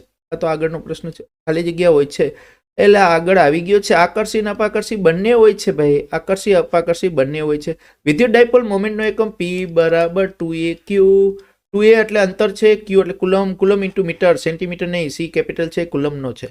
203 એક ઇલેક્ટ્રોન જેટલો વીજભાર ધરાવતા 10⁻5 ત્રિજ્યાના પાણીના બુંદ. આગળ આવી ગયો છે. ત્રિજ્યાના બુંદ ને હવામાં સ્થિર રાખવા માટે કેટલું વિદ્યુત ક્ષેત્ર જોઈએ? આ જવાબ પણ આવ્યો તો આગળ આપણે ગણાવેલો છે, રિપીટ થયેલો છે. આ જ પ્રશ્ન બેંકમાં રિપીટ થયેલો છે. વિદ્યુત ક્ષેત્ર ખાલી જગ્યાને વિચલિત કરે. એક્સરે વિદ્યુત ચુંબકીય તરંગ છે એને વિચલિત ન કરે. ન્યુટ્રોન્સને ન કરે, ગામાને ન કરે, આલ્ફા કણને કરે. રિપીટ પ્રશ્ન છે. વિદ્યુત પારિત કરેલા સુવાહકના ગોળા પર પૃષ્ઠ વિદ્યુતભાર ઘનતા સિગ્મા છે, કદ વિદ્યુતભાર ઘનતા ρ છે. તો યાદ કરો, સુવાહક છે, સુવાહક ઉપર વિદ્યુતભાર હંમેશા સપાટી ઉપર રહે છે, એટલે પૃષ્ઠ વિદ્યુતભાર ઘનતા શૂન્ય ન હોય, પરંતુ અંદર વિદ્યુતભાર શૂન્ય છે, અંદર વિદ્યુત ક્ષેત્ર શૂન્ય છે, તો અંદરના ભાગમાં કદ વિદ્યુતભાર ઘનતા શૂન્ય હોય. તો નેક્સ્ટ પ્રશ્ન જોઈએ. નેક્સ્ટ પ્રશ્ન નીચેનામાંથી વિદ્યુત ક્ષેત્રનો એકમ વારંવાર આવ્યો છે. V=F ના છેદમાં Q પણ કહેવાય, અને E=dV/dL પણ કહેવાય. આના ઉપરથી એકમ બને ન્યૂટન પર મીટર, અને આના ઉપરથી એકમ બને વોલ્ટ પર મીટર. ક્લિયર? તો ન્યૂટન પર કુલમ ગોતો મળી ગયો. સ્થિર વિદ્યુતભાર શું ઉત્પન્ન કરે? સ્થિર વિદ્યુતભાર માત્ર વિદ્યુત ક્ષેત્ર ઉત્પન્ન કરે ભાઈ. સ્થિર વિદ્યુતભાર ફક્ત વિદ્યુત ક્ષેત્ર ઉત્પન્ન કરે. આપણા આ રિપીટ પ્રશ્ન છે. નેક્સ્ટ પ્રશ્ન જોઈએ. યોગ્ય પદાર્થને ઘસવાની ક્રિયામાં ધન વિદ્યુતભાર ઉત્પન્ન થાય, ઋણ વિદ્યુતભાર ઉત્પન્ન થાય. કોઈ નવો વિદ્યુતભાર ઉત્પન્ન થાય નહીં, કેમ કે વિદ્યુતભાર સંરક્ષણનો નિયમ છે. આ વિદ્યુતભારને આપણે ઉત્પન્ન કરી શકતા નથી, વિદ્યુતભારનો નાશ થઈ શકતો નથી. માત્ર આ ઉત્પન્ન થાય તો એક સાથે જોડીમાં ઉત્પન્ન થાય. ઋણ ઉત્પન્ન થયું હશે તો સામે ધન ઉત્પન્ન થયેલો જ હશે વિદ્યાર્થી મિત્રો, બરાબર. પૃષ્ઠ સાથે સંકળાયેલ વિદ્યુત ફ્લક્સ ધન ક્યારે હોય? રિપીટ પ્રશ્ન. ફાઈ બરાબર શું કીધું? વિદ્યુત ફ્લક્સ એટલે EA cos θ. આ ધન ક્યારે હોય? તો કે કોસ પ્રથમ ચરણમાં ધન હોય, એટલે કે થીટા જે છે એ 90 કરતા ઓછો હોય ત્યારે ધન હોય. બાકી આના માટે ઋણ હોય, આના માટે ફ્લક્સ શૂન્ય હોય. એ આપણે આગળ પ્રશ્નમાં કીધેલું છે. નેક્સ્ટ પ્રશ્ન જોઈએ. 210 સમાન વિદ્યુત ક્ષેત્રમાં આપેલ બિંદુએ આ Q આપ્યો છે. શું આપ્યો? Q વિદ્યુત ભાર પર લાગતું બળ F આપ્યું છે. આ પણ રિપીટ પ્રશ્ન દેખાય છે. કયો પ્રશ્ન? F બરાબર કે Q square upon R square. તો આપણે શોધવાનું શું? વિદ્યુત ક્ષેત્ર. સોરી, કેવું સૂત્ર આવશે? એફ બરાબર ક્યુઈ. ઓ સિમ્પલ, વેરી સિમ્પલ. એફ બરાબર ક્યુઈ. કેમ કે આપણી પાસે એફ અને ક્યુ છે ને વિદ્યુત ક્ષેત્ર શોધવાનું છે, મને અંતર શોધવાનું છે ભાઈ.